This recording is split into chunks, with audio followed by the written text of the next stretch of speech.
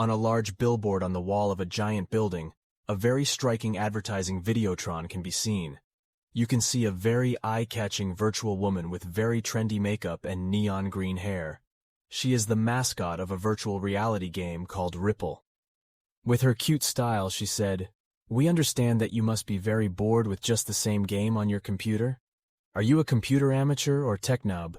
Viewers are still playing computer games that aren't even fun and don't even seem real. Or maybe the people you've dated online aren't as attractive as their social media counterparts." Now, no one needs to worry because here, all elements have been integrated into a game and also into the community to become very Hyun-So from a fantasy world. After all, you definitely want to dive into the fairy tale of your dreams, right? Those who are not available in real life, we will make it happen here. A real game that will give you a very realistic virtual world rather than reality itself. This attractive offer is called Ripple. Do they want to see Red Rose? Then you can meet Red Rose here. Come on, follow right now. A boy is seen standing in the street. He is wearing a large black bag and has black eye bags under his eyes. His name is Jang Hyun-So, and he is a high school student. Since 2 years ago, this game called Ripple has managed to spread around the world and change the era. The era where everyone regardless of age or gender played Ripples. But Hyun-So doesn't think Ripple is special.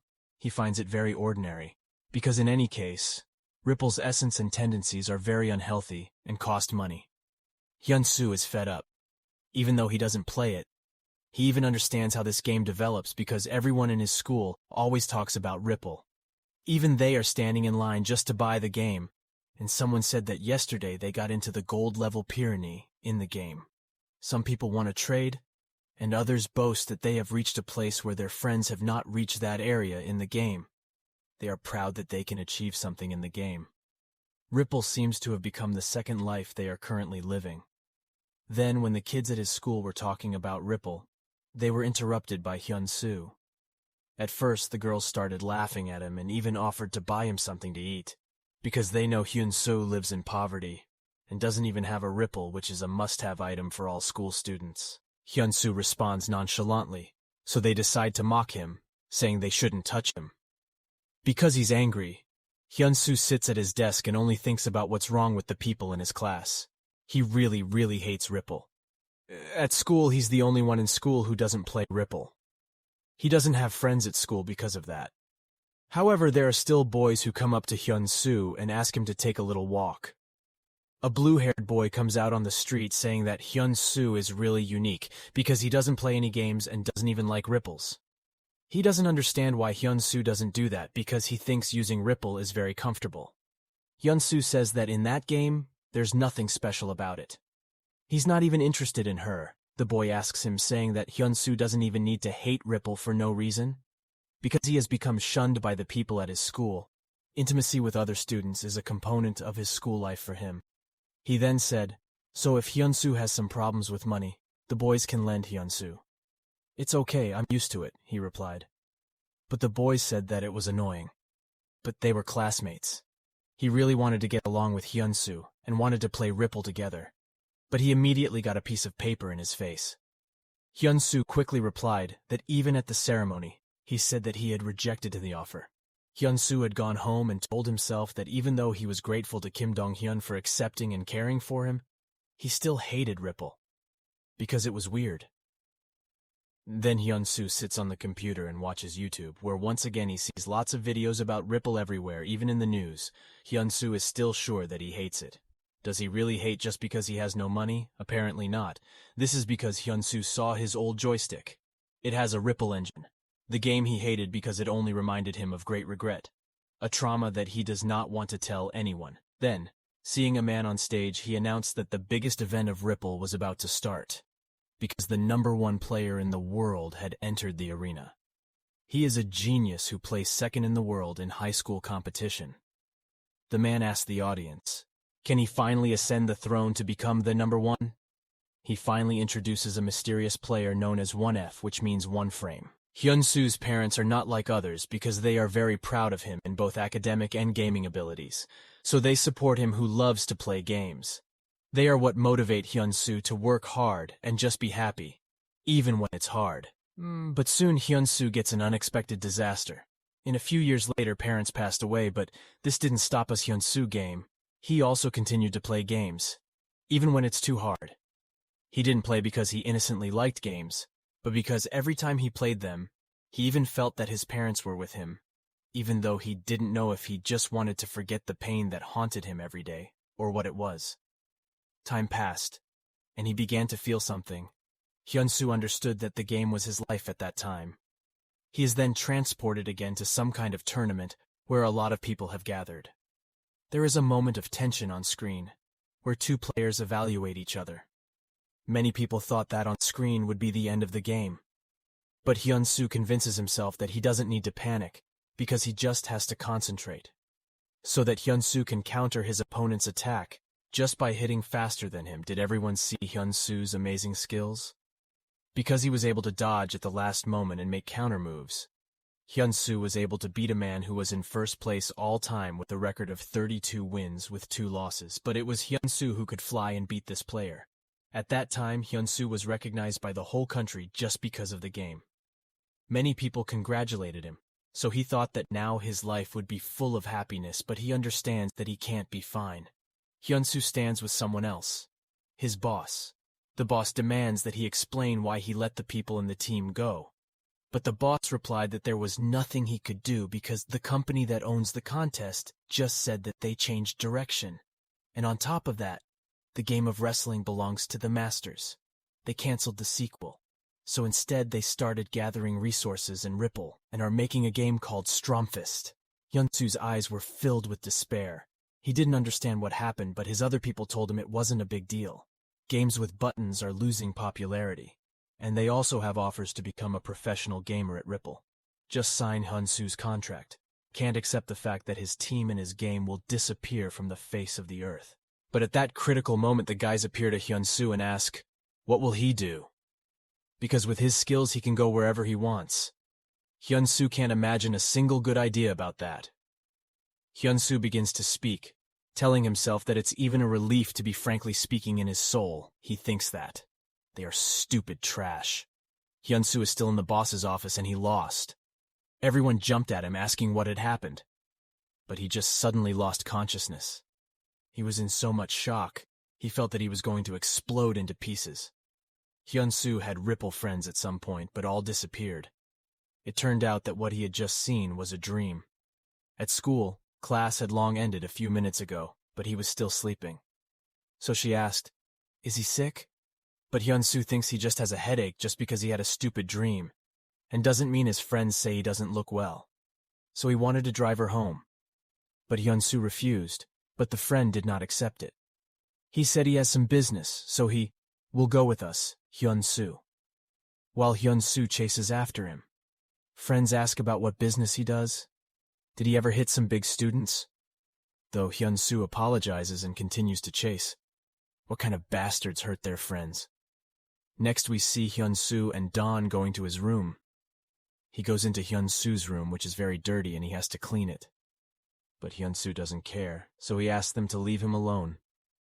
Hyun-So had regained his senses a bit, so he asked Dawn, what should he do? Follow him home. Dawn smiles immediately and says he almost forgot because he brought Hyun-So a present.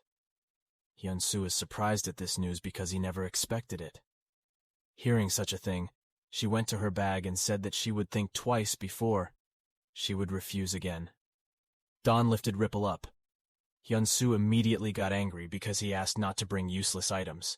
But Dawn, Hyun-So's old nickname is one, for Hyun-So, was surprised to hear this, but Dawn Hai went on to say that it was a 14-year-old high school student who won first place in the fighting game battle, mastering the greatest genius who can take first place in almost every fighting game. But after that, he retired tired, and everyone forgot about him. And since all traditional games were discontinued, released, and the game that Dawn Hai brought him was released by Ripple, Dawn thinks that this game is what made Hyun-So who he is today. Hyun-So remembers that this is his game. His manager had told him about this, but Hyun-So didn't think because of that. But Dawn says that he can't say what is the real reason. But he can only guess, and he doesn't know Hyun-So is going through it well. But he thought so. Nothing would change if he just avoided it. So he asked Hyun-So to try to show him Jang Hyun-So one more time. namely the F1. Next we see that we are told there was an attempt to connect to Ripple, and then the connection was successful. Hyun-So, who has not been given a name, has been connected and greeted by Ripple. He also noticed that the TV existed, when they said they had made the experience as real life as he could see and feel. But Hyun-So immediately tried to stop his thinking in this way. After all, he didn't understand why he was so happy in his new world. Then he noticed a strange window. He didn't know what it was, so he went straight to it. He sees that there are parameters set for Hyun-So, must know when to connect to this game. Hyun-So started, first of all, to see through the rules of the game, but received the message only after he read the instruction manual. Will the training start? Hyun-So is surprised that the nickname can be changed. After the training, he clicks on the icon which will start the training because Hyun-So doesn't want to use his last nickname. He probably will find a better one. With the click of a button, his training has started. In front of Hyun-So, the room immediately starts, taken on a very different appearance that wasn't there before, so he's greeted with a forced game, which the game explains to him that the training will start properly, but his avatar will be generated randomly, but he will be able to change in-game. After our training, the hero was given the most balloon-like outfit in front of him. Hyun-So notices a strange figure that turns out to be an ordinary doll. The game keeps talking about its rules. Explains that Hyun-So can use attack just by attacking this doll. Following the instructions in the training, every user has the same physique. Ability that Hyun-So had a little thought, and then he tried to attack, and then he started attacking many mannequins until they were destroyed. The next stage of his training will be fights with real opponents. But Hyun-So still can't understand if it's possible to have fun just playing it. When Hyun-So is in his head, the game has already found a new opponent, whose ones have started appearing in front of Hyun-So. At that moment, a strange man appeared in front of Hyun-So and informed him that he had been waiting a long time, so he welcomes him to training room. Hyun-So wants to ask something, but they call him a nobody and ask if he is a second account from any pro. Hyun-So was a little hesitant because he just entered the game. He said that this account is his only account. At that time, Hyun-So asked what flew behind his opponent. He said that it was a regular broadcast, like on YouTube. At the same time, the man said that even though Hyun-So said he was a noob, her attire was so unusual that men asked if it was true that she was a core. Hyun-So wonders if that could happen, that she was wearing very unusual clothes. So he replied that yes, he was because he actually played Ripple the first time. The chatter that flew behind the man just exploded, so the man immediately started attacking Hyun-So. Didn't understand what he was doing, but the man kept hitting Hyun-So, saying loudly, "What and where is he going to hit? When did he land the combination punches he wanted to finish them all using just throws on Hyun-So?" Hyun-So doesn't know this. The man is really good at fighting, and decides Hyun-So has never seen anything like it in his training. Hyun-So looks at the wall where he flew and he thinks it will hurt him a lot. But then it occurred to him that in fact it was all the technique of the game. He remembered that the physical stance he had heard about wasn't just built into his body. So that he can block the attacker, Hyun-So grabs his opponent's arm, surprising him. The chat room exploded. Everyone is talking about whether Hyun-So is a newcomer or not. The guy in turn thinks that Hyun-So really has a good reaction. So could it be that Hyun-So is putting a block on everything, and at that moment, when Hyun-So is looking at his hands and thinking, could it be that the techniques and logic of the moves here are very similar to his past games? Where he is a professional, the man turns to Hyun-So and says that seeing Hyun-So he realized that he is used to this type of game. At that point, the guy just lit up because he had imagined what he called his video. Something like me teaching a lesson to a professional pretending to be a beginner. Then the guy decided that from now on he would play much more aggressively and collect his. Her mind also tells her that Hyun-So is also very attractive. He asked if Hyun-So can play with full strength or not. Hyun-So, who is captivated by what he has, he was told that he was a very interesting person. Hyun-So thought he was delirious, but he woke up immediately. He didn't understand when he fell asleep. He looked at Ripple and wondered if he was having fun and if he should charge him. He kept remembering how he felt at that moment when he had played the game. He must have remembered that he had fought recklessly, but couldn't remember if he could beat the guy or not. But we saw a screenshot, or rather a replay of that battle chat. The whole chat amazed me that Hyun-So was able to beat him, while others called him different. They wrote that Hyun-So just smeared him next. We saw that the guy's name was Frieder He Pyrini G3 players targeting newcomers' additional accounts, so in short he just didn't do a good job. But he still managed to lose to dubious newcomers during the broadcast. We could see that a lot of viewers saw the chat in his own fight. Because it was very broadcast really shook up the whole Ripple community. This means that a video in such a short time has caused a huge response, has caused a lot of Ripple users to become interested in Hyun-So because of this incident. Hyun-So, who showed very good talent in one moment, could definitely write a new story on Ripple World. Hyun-So's school is in class, and Don tells him he's really cool, and Hyun-So doesn't understand anything. He would even say that it really scared him. So Don saying that his opponent is human is very famous among high-ranking players. At this point, a mysterious player enters. Black demonic garb appears and wins a quick victory over the high-level Pyrenees. Third-rank player. The moment he saw with his arrogant smile, he became a fantastic public object. Hyun-So can't believe it. Was everything that Don told him true? Are they actually discussed all over the internet? Don said one fake word during this whole conversation, because actually people are rushing to find out who it is who is capable of creating such a thing. Hyun-So thinks about it and thinks that it's really good, because his face is hidden under the hood. Hyun-So even said it caused a lot of messages in him. Messenger asked him if he wanted to go pro on some Fama or something like that. They offered to join somewhere. Don said that, although happy for him, but still asked to be careful because it's better to avoid the place to call Fafa TV. He can't understand why he shouldn't be afraid of this place. So the Don explains that there are hooligans who gather and fight among the school's students, named fighters. This brawl led to them sharing Perini Cat with each other via streaming platforms. So they organize matches between participants with fighters or sponsors' money. If someone manages to reach certain Pyreniji Cat, he can get huge cash prizes from platforms on illegal game servers. Hyun-So is very happy because he hears the word money. But Don asks him not to be fooled by only money. So he says that it's very dangerous there, and Hyun-So shouldn't even think about joining it. By then they were gone, but some of the girls had noticed them all.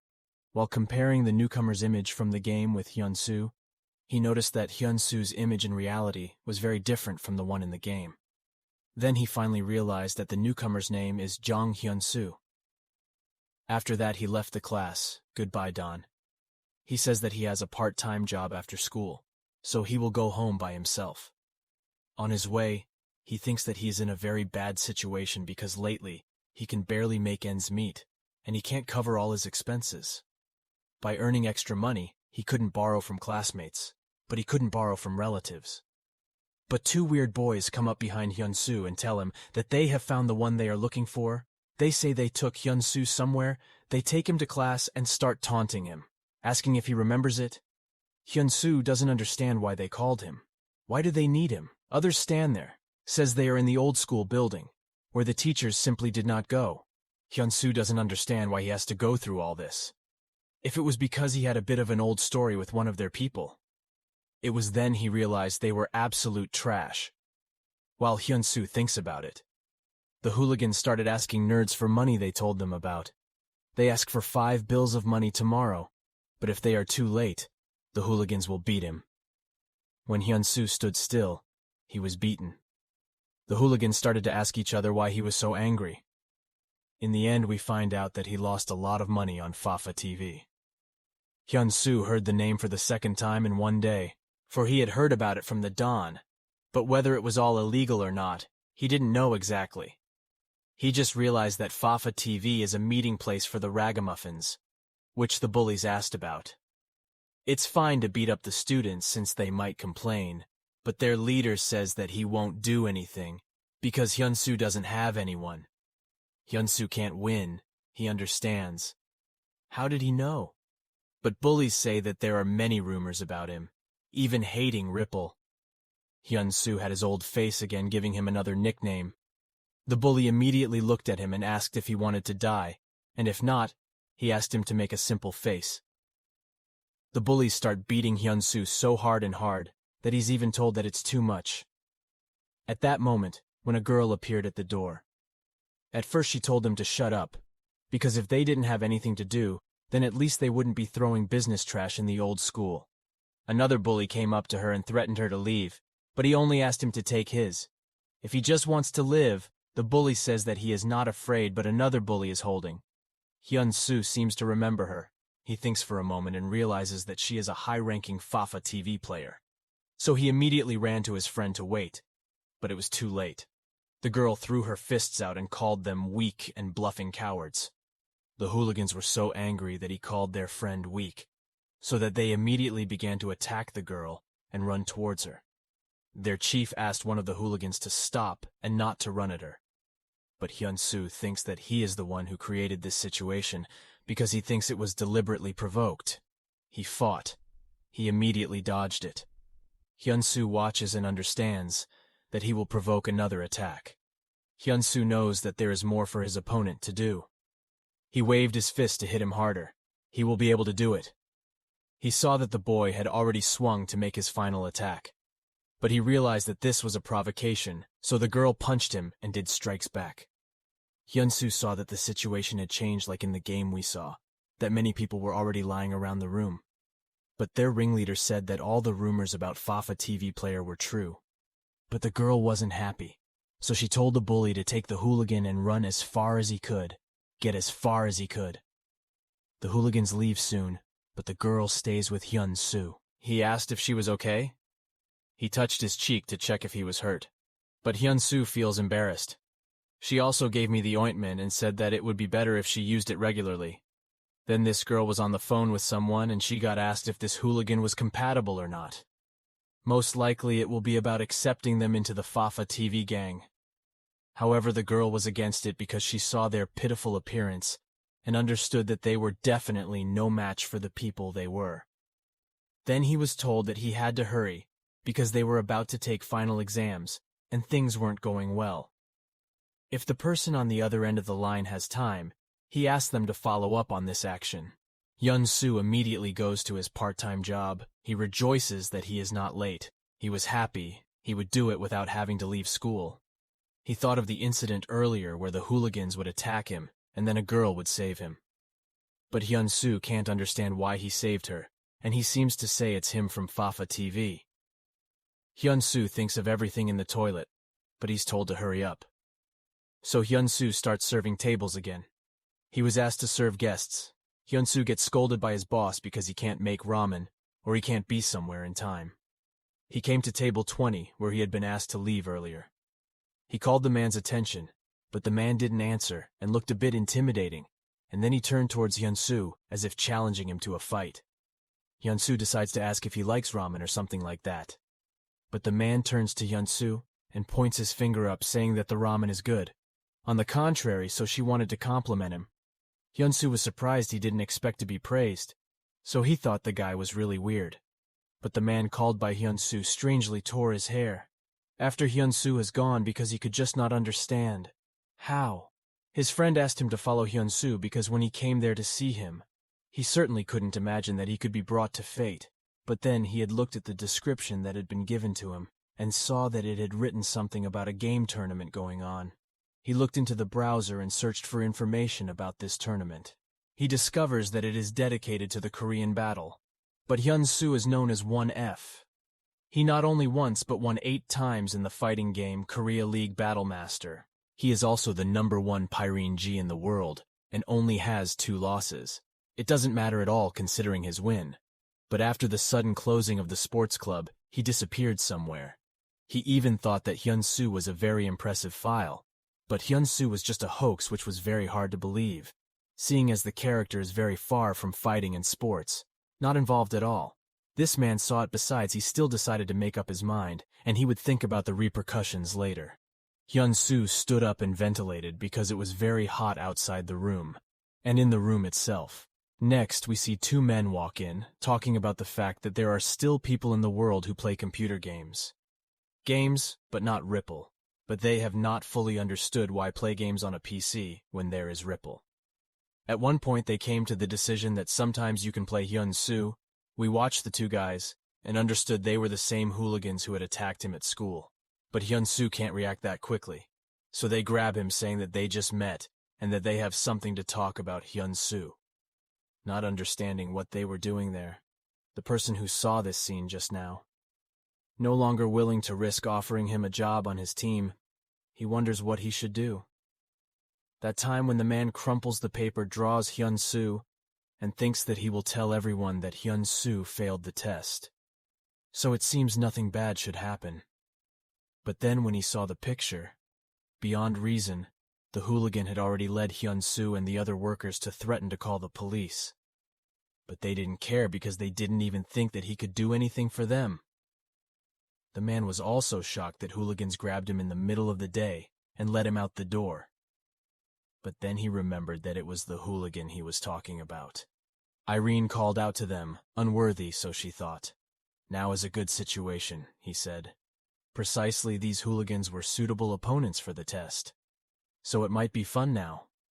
When he took Hyun-So outside, the fat pig started beating him, and he told him that it was because of Hyun-So that they had been beaten by Irene, that he wanted to kill him. But his friend standing behind him told him to wait. He came for Hyun-So and wanted to offer him a deal. He says that they are victims like him, so they could put in a good word for him with their great friend. But the bottom line is that if they cover for Hyun-So, he has to give them 40% of his salary as a bribe.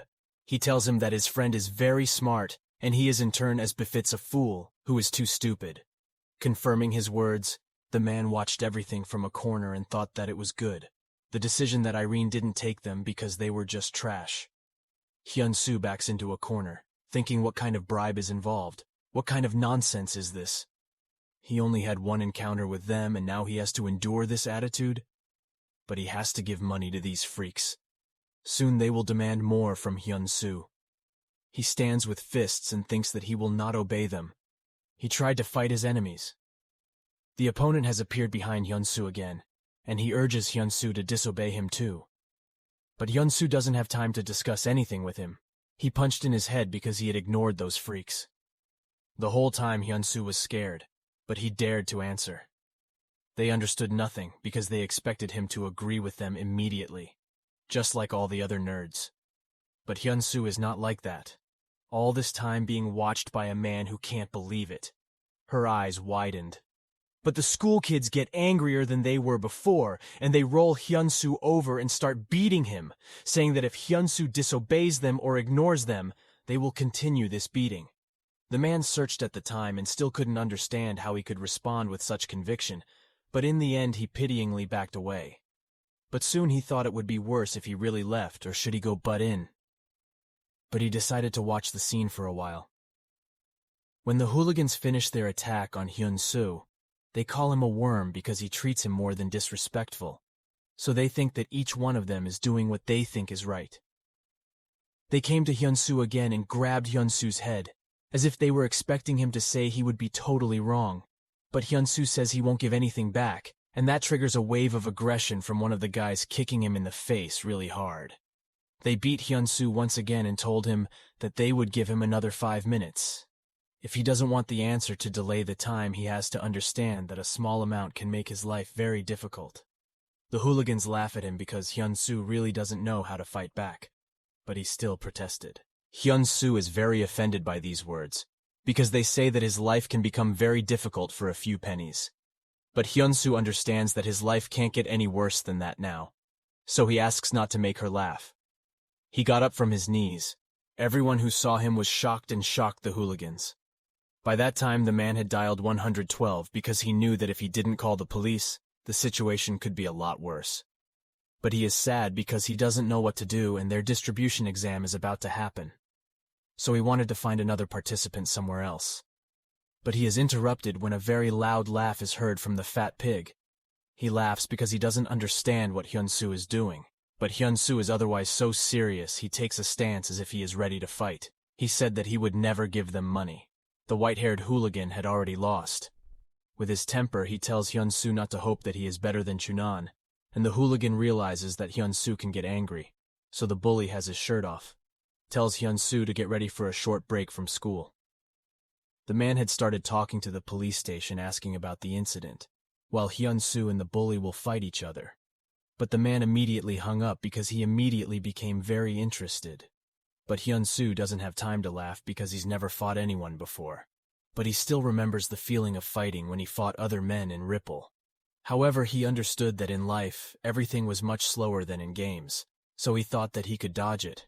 Punches immediately flew to his face and then to his stomach, trying to be calmed down by Hyun-So getting down because this is the only way he will do it, gathering his thoughts. But the bully still attacks, saying that Hyun-So is not suffering enough. Hyun-So tries to concentrate because that's all he needs. He almost succeeded because his fist didn't hit his face, but just lightly on his cheek, and he knew that it still wasn't right, and that he had to try harder.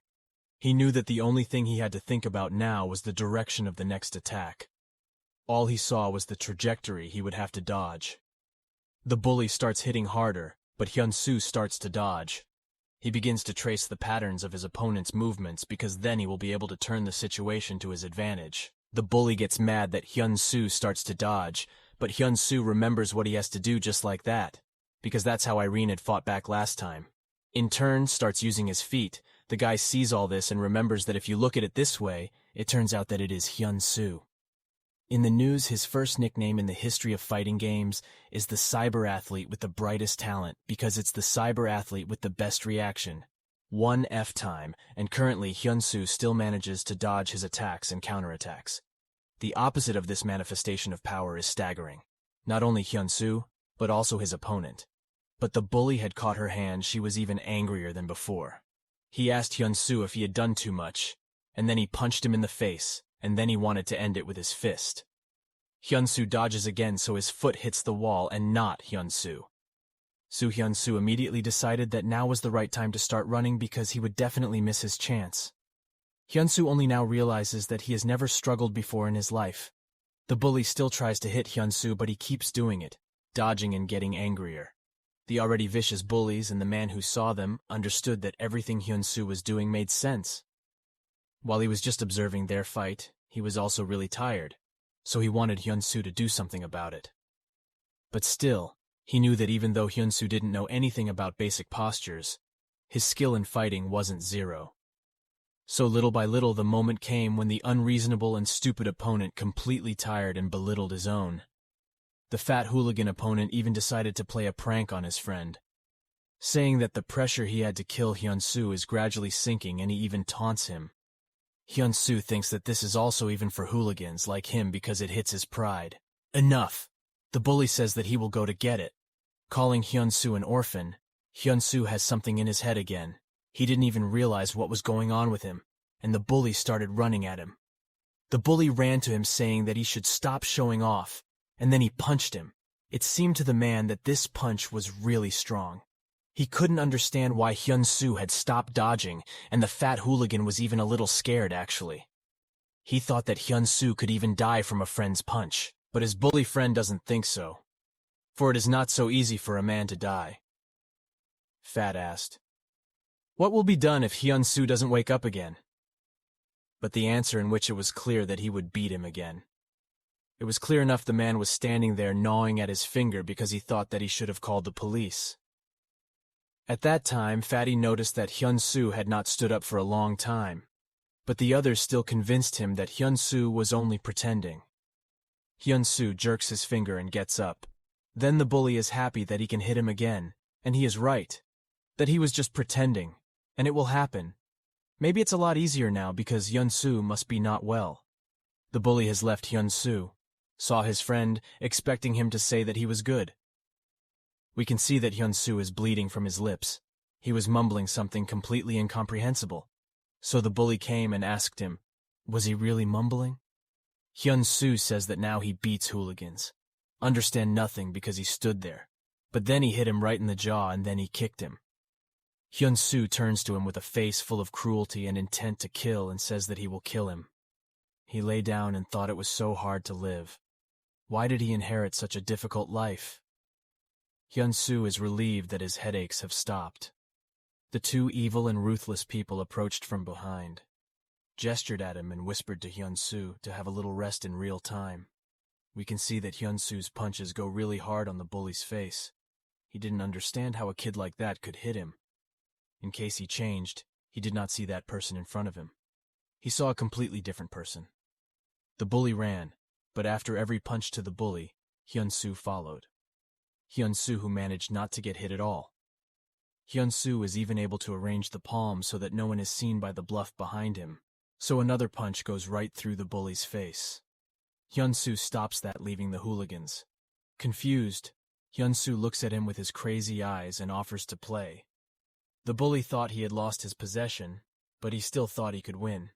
He said that even though Hyun-So dodged and dodged very well, but if he catches it like the previous one, he would win by the only difference between him.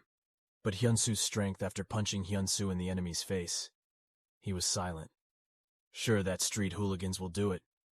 Can't win, make a circle of motion in the air. Hyun-So hit his enemy, which made him very surprised, not understanding why his eyes were blurry and his legs couldn't hold it. The man couldn't believe his eyes that there was a schoolboy who couldn't even throw a single punch, just now could do such a tricky trick. The advantage in a fight is usually determined by the weight class, but a rookie like Hyun-So has talent in how he fights. That is one of the reasons why bullies don't suffer much damage during the first strike. But the man knew it was the same as a rookie who had hit the lower part of his chin, instead deliberately fattening the bully. Someone immediately ran up to Hyun-So, asking if he was okay. But at that moment the police arrived, employees of the computer cafe where Hyun-So works. He says that hooligans have brought Hyun-So to this alley. Noticing all this, the fat hooligan asked his friend to get up, because the police were on their way, and the man realized that most likely this fight was bullying, and most likely the reason Irene asked to take a closer look at us. Hyun-So, he even saw an extraordinary case for the first time, so even he couldn't really believe it. But yet he thinks Hyun-So became like a different person during this fight. After that we see that Hyun-So is still passed out. Seems completely normal to a man, because it would be abnormal if he remained like that. He understood at first impression, he was still zero. But even considering the fact that they needed to look for those participants, it never occurred to him to even consider them. Pyrene caught newcomer about who he is. No even information after for all course, thanks to his sober judgment, showed himself in an emergency situation. Thanks to accurate and logical attacks and quick and precise reactions, which are only available to the virtual world of athlete under the nickname 1F. It was clear to the man that Hyun-So was an uncut diamond of potential stature and value. However, the man had a point which bothered him, but he didn't stop him because if one wants to get good gems, one has to take risks. For the man to stand over Hyun-So and tell him that he has passed his test and toss him a piece of paper whose contents he will explain to him when he comes to his place. His senses let him know that he has passed the test, so the next thing we see is the sun shining down on the man we saw earlier, dictating Hyun-So what to do. Do it first. He said it was time for push-ups. Hyun-So does push-ups and the guy checks the next box. He does push-ups. Hyun-So managed to do it through incredible effort too, but the man didn't stop. He says that now he has to run 50 meters. Once done, all points to Hyun-So being told he should stop for now. Hyun-So doesn't look like him. He is exhausted. He asks if the training is over, but people don't understand what Hyun-So is saying, that he isn't. Not done yet. How could he think that? They told him that his training would end only when Hyun-So ran or walked so. He tells her to run exhausted, Hyun-So asks himself. How could he be in this ridiculous situation? Could it be that he was just rushing to a decision as we can see from yesterday's events? After yesterday's fight with his opponent? He said that he was not seriously injured, but because of that, he gets fired from his part-time job, and then Hyun-So also has a lot of problems to solve slowly. But after that, one of the visitors who had been on the club computer came up to Hyun-So. He asked if it was Hyun-So who worked at the club, and if it was him, he wanted to talk to him. He said all this with a very satisfied smile on his face. Listening to this strange proposal, he replied that he had heard strange rumors about Fafa TV before, yet the strange man says he most likely knows nothing. Thus Hyun-So heard something he didn't even dare hope for. She heard that Hyun-So was offered to join Fafa TV, but the man explained everything to her as if he had been expected. Hyun-So to join there, or to think about it. She explained to him not about Fafa TV, but about a game called Coliseum that he told. About a group of hooligans fighting for control of each neighborhood, and about times and situations gone as neighborhood chaos, a great Pyrene system was formed, and lawlessness overtook them. Thus, it's the only way to determine everyone's skills, created from one-on-one battles at Ripple. Separate ranks called the Colosseum. As usual, this has degenerated into a common Pyrini glyph game and a place for dogfighting.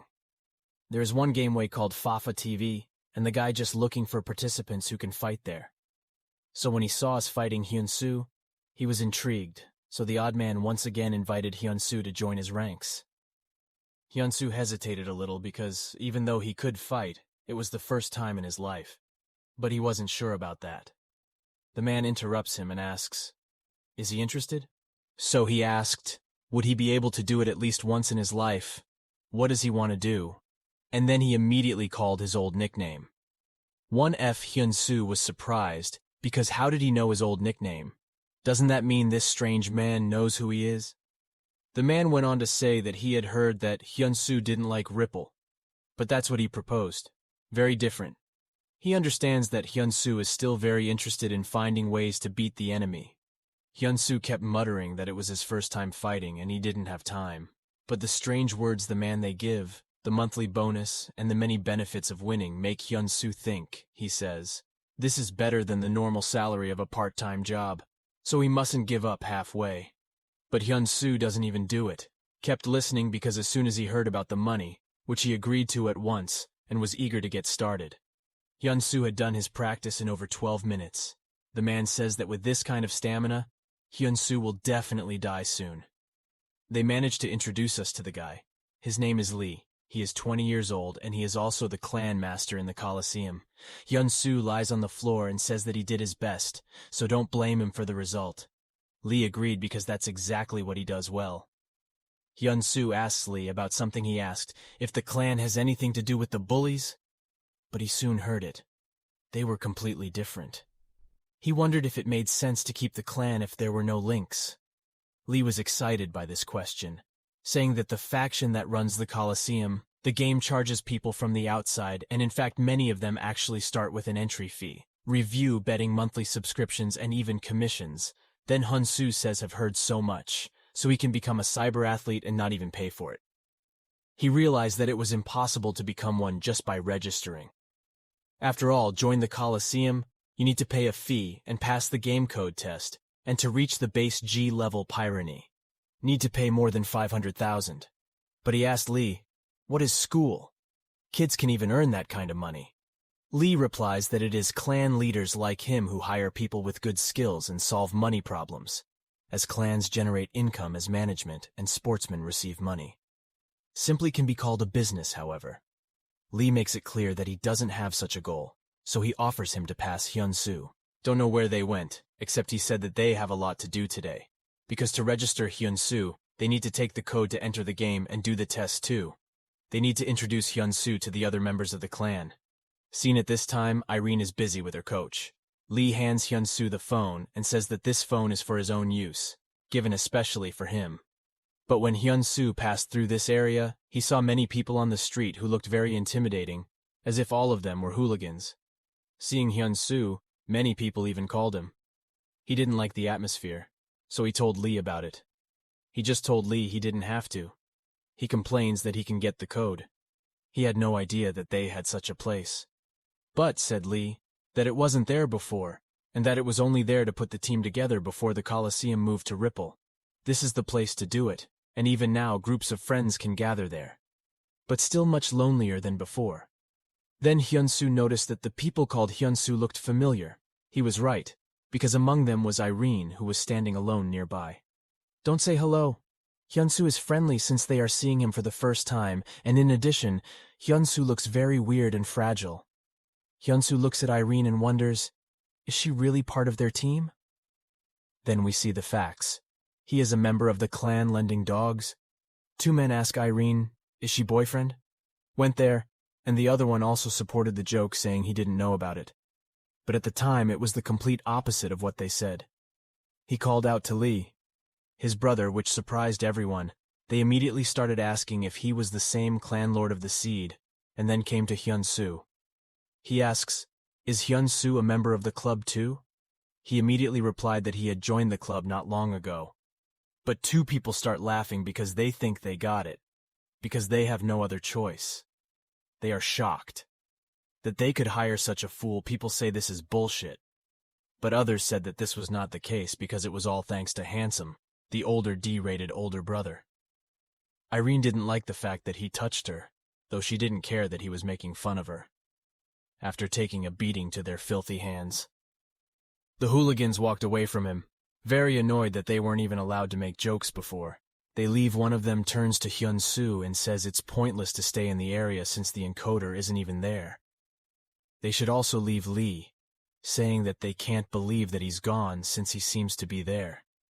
But they are grateful for the information provided.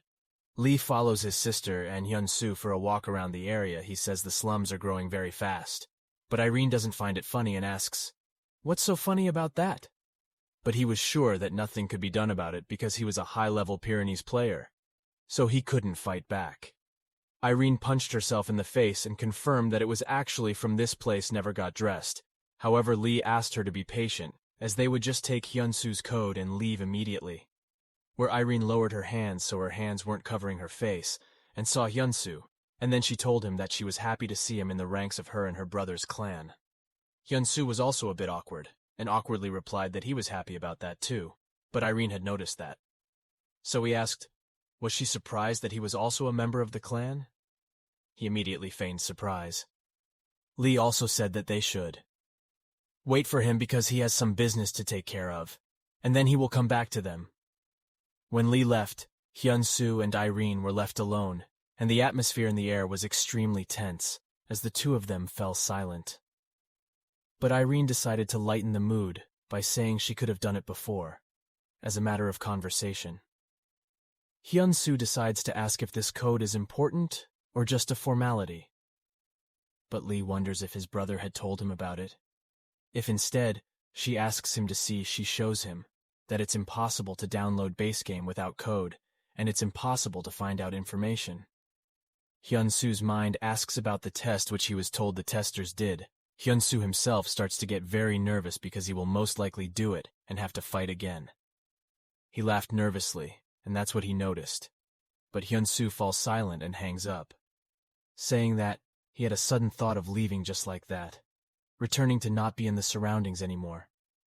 Other people also said that they don't know what kind of code, right? He talks about it, but Lee tells them not to be ridiculous, as he already knew before he approached them. He raises his hand, but the man sits at his feet, looking at Hyun-So in surprise. They saw and told him to die. He says that it's better not to do a pacifier test like Hyun-So. Apparently everyone has seen Hyun-So enter their territory, and they don't like it. He looks annoying. He said that if Lee wanted to test the boy, he wouldn't feel sorry for him, because he would beat him as much as he could. Lee laughed a lot because he was sure he was no match for the hooligans. It must be. Hyun-So surprises them. So Hyun-So looks at them with a serious look in his eyes and asks them, did they really think that he could beat Hyun-So? Next thing we know, Lee is sitting there watching the game and thinking it's probably what he said. Angering him, he looked at his sister. It was Irene who looked at him and had a feeling inside her that it might be too much for Lee, because even Irene thought about it, just couldn't handle the situation. But Lee smiled and was sure that Hyun-So could do it. He needn't worry now. He will be able to see an interesting sight that he didn't expect to see. Then we see some people sitting near the gate and their acquaintances running towards them. He screams that the very tough fight hasn't started yet, very far away, but they saw nothing wrong with it because fights happen there almost every day, and the others couldn't be like that. However, the man in a hurry started saying it was the man fighting. But the girl did not understand who she was talking about. So he asked him again, then he said that he fought with someone. Then we see that the examiner himself comes on stage, already thinking that he will do it easily. Defeat Hyun-So. Another man standing in the arena to watch the spectacle said they had not seen their tester test for a long time. Many of them pointed their middle finger and told to lose or win. Apparently he was actually known in them, which certainly wasn't the last one. But he is very pleased with himself and the crowd that has gathered around him at Hyun-So. So he asked everyone to stop making noise and hurry up and start betting, so that they would lose their money as soon as possible. We can see that he is actually a high schooler, student in high school, and he was a tester at the age of 18. The guy immediately went to the back of the arena to place his bet, and many just stood there waiting to decide who to bet on Hyun-So. He thought, what should he do? After that, he entered the arena without much preparation. People see Hyun-So's making. He is very uncomfortable, they say. Whether to bet on it or not, they said. Everyone was laughing so hard they couldn't believe that Hyun-So would do it. Wins, but Hyun-So is distracted by a kick to the head which sends him flying. He immediately attacks her, and she too manages to get distracted during their first fight. The punch was followed by a second, but Hyun-So was able to dodge it. Many people began to wonder if Hyun-So could dodge very well. Not only surprised, but rather it exploded because of the plethora of possibilities. If even a kid like Hyun-So could avoid being punched by the enemy, then he just deflated, and Irene stepped in. In turn, watching everything from his seat, and thinking about the fact that all of Hyun-So's movements are very similar to the moon's movements he saw. Imposition of the game, but I don't want to say that he was very surprised at the good show. Most likely, she's just afraid of Hyun-So. However, he knows it despite the fact that many people don't believe in him and see his weakness. Hyun-So's body was really good at dodging at high speed, just seeing his opponent's movements. But once again, Irene's mood changed because she remembered that. Oh, Jan hacked a different tester from the local hooligan spot, so chances are he has something to prepare the audience for. He tells Hyun-So to fight right, because many people like the audience are betting on his victory. Jan sees what they are saying, so he laughs at him because he thinks so mean of them, that they don't bet their money on him, but on the kid. The audience noticed that he had started to take off his clothes, which meant he was going to be fighting seriously. After taking off his clothes, Hyun-So was very surprised because his rival's arms being testers were twice as long and his whole body was covered with muscles. He takes off his clothes and asks Hyun-So if he can dodge. That time he got her face, pinched, and asked Hyun-So. Expect to see the fear on her face. What she's headed to do because now she won't use hers. Jan starts running towards Hyun-So. Hyun-So already tries to dodge because he thinks that he will succeed this time. But the increase in arm length made it clear that he would not be able to dodge the blow. He laughs because he got hit first, so he got hit a second time too. This is followed by another punch to Hyun-So's face. Hyun-So starts to defend himself, but oh yeah, content himself with just continuing to beat us Hyun-So. Irene was looking at the whole picture in horror, because as a warrior, she already understood that it was dangerous to retreat. When facing him, Hyun-So's opponent stops in front of a wall for a moment, and not understanding how he got like that, he escorts him there. Turned to look at Hyun-So with such a face. If now he has conquered the whole world, then he starts hitting Hyun-So. Words that he had nowhere else to go. Hyun-So thinks about it and looks at the situation from the outside and decides that now the right thing to do is to run away. But at arm's length, he can't just run away. Oh, Yannick, it's even more fun that he cornered us. Hyun-So, he thinks his plan is fair. Irene from her seat silently watched everything and thought that even though Hyun-So had the ability, he just didn't know how to use it in a real fight, because it was just flashy in the eyes. He understood that successively making use of the tight space. The enemy deliberately narrows the range of action to create an advantageous situation. Then Irene wonders, how will Hyun-So really get out of such a ridiculous situation that Hyun-So is in again, that same light in his eyes? Many people froze in anticipation of something and finally wait for the real spectacle. Hyun-So performs an attack which turns out to be a counterattack that does no damage, exactly as expected from a weakling. Hyun-So can see that in the moment when he wants to attack. Hyun-So dodged his fist in time and went straight for the attack again. This technique is called when reading the opponent. Attacking techniques, especially counterattacks. The entire hall exploded because no one expected Hyun-So to be able to do something that seemed impossible to so many people. Throughout Triple Hall, their great and famous testers have punched a lot of faces, saying that they won't even watch this fight, and others are also confirming that they can't watch this anymore. Right now he was looking at Hyun-So with eyes full of pleasant surprise. He asked Hyun-So, what did he do and how did he do it? Hyun-So is silent, which makes him more interested. He rushes to Hyun-So with the words that he is real. He starts swinging his long arms at Hyun-So so that he offers him all the looks, repeating the same thing, which he could do when he attacked Hyun-So last time. Hyun-So wasn't missed that much, so he was able to throw blow after punch at him. The whole room screamed, and Irene even opened her mouth, She certainly didn't expect that from Hyun-So. Then we see Hyun-So. Hyun-So looks in his head. What move will she use against him? Just like in the game, he notices that when he attacks with one move, he should deflect to the other side. He realized that it wasn't like the way he was cornered. He attacks with power and sweeping moves, so he knows when he can counter-strike, which he is not comfortable with. The fact that few schoolboys could beat him, so he decided that it was time to kick him and then kick him with his hands. So Hyun-So won't be able to avoid the large audience. While watching this, all ask each other, did he lose to Hyun-So that way?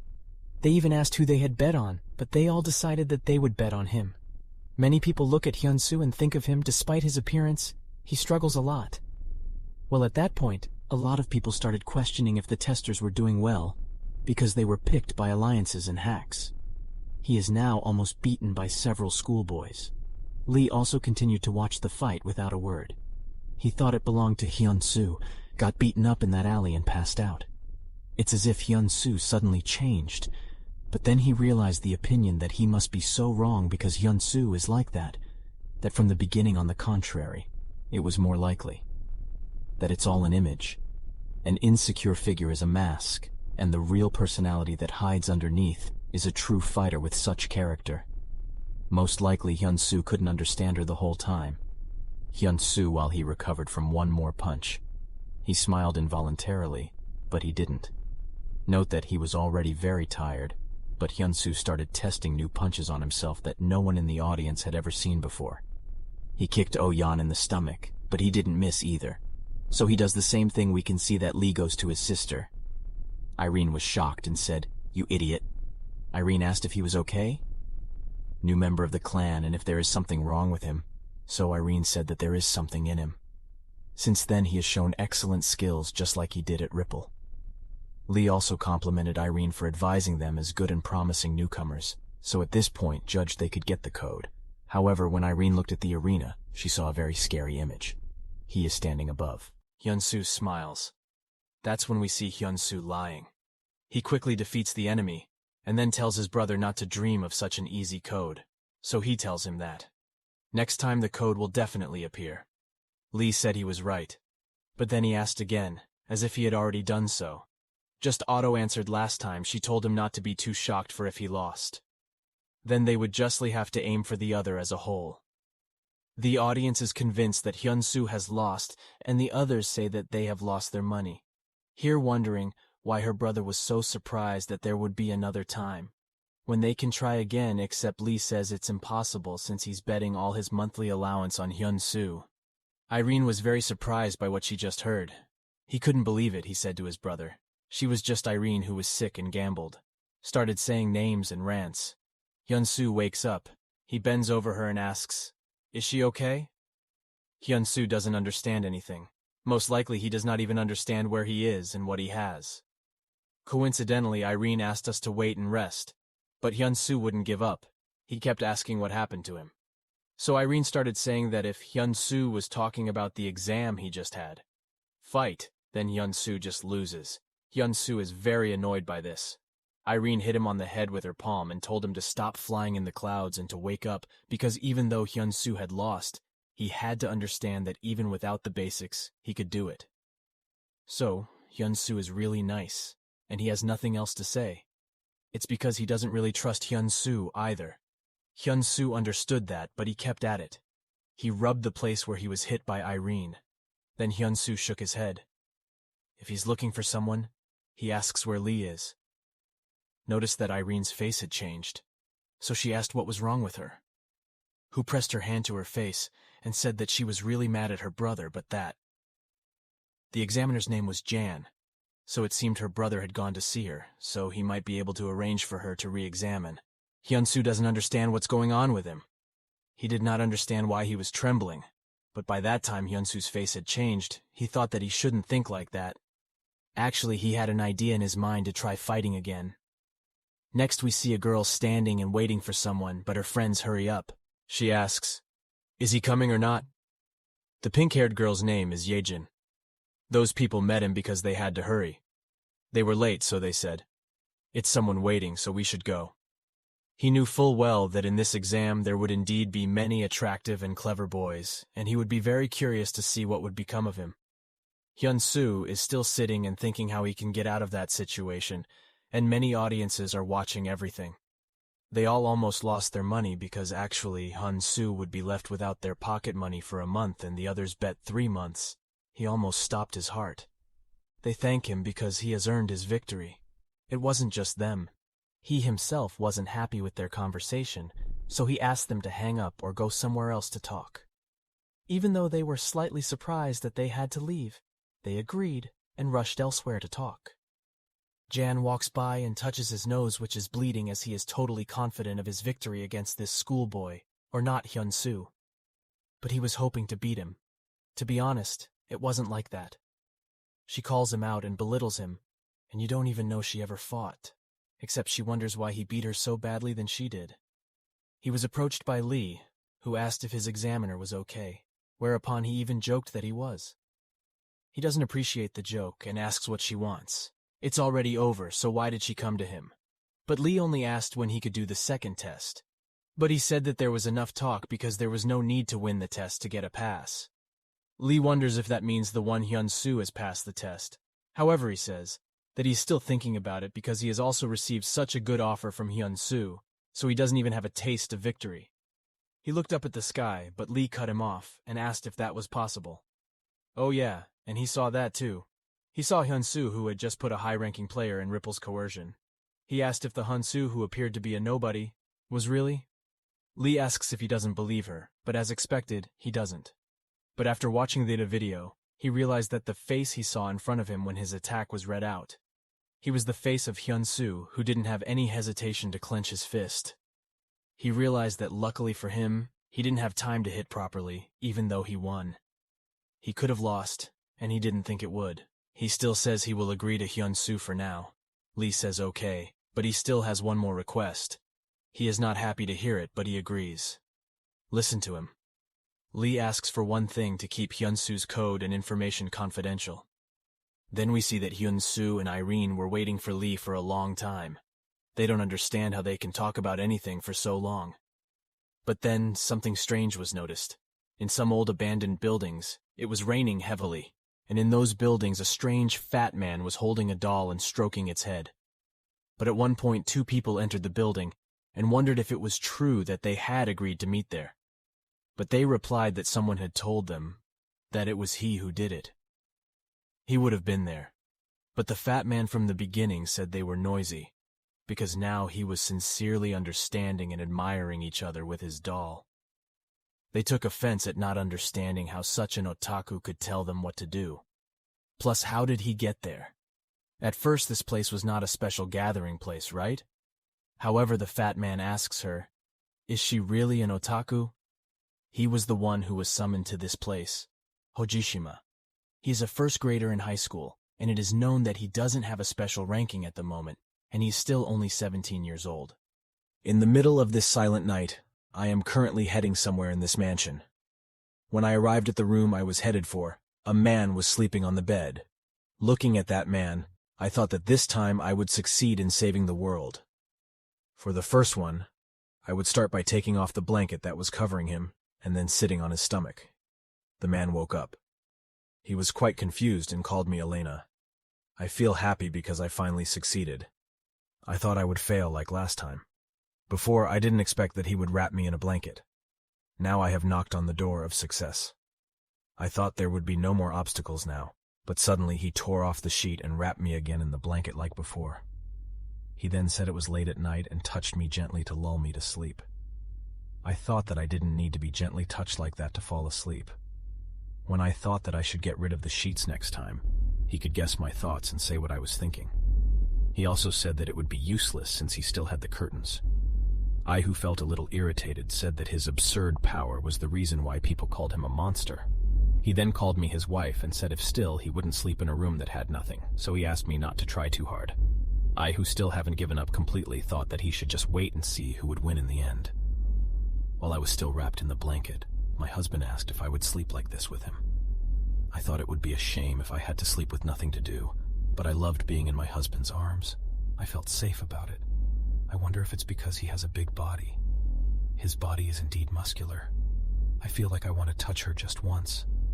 I asked him to loosen his grip a little, but he didn't want to. Slightly irritated, I asked my husband if I looked like someone shameless enough to do something to someone who was sleeping.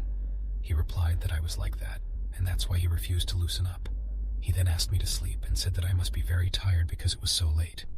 I thought too, if I lie here without moving, he might let me go after he falls asleep. Morning came and I felt so embarrassed yesterday morning. Seeing that the blanket was completely messy, I'm sure he let me go as soon as I fell asleep. I should have woken up in the middle of the night. Too bad, really sad. At that moment, I felt that he was distancing himself. Looking at the clothes she was wearing, I asked if she didn't feel uncomfortable sleeping in those clothes. I've heard that wearing everyday clothes while sleeping is not good for blood circulation.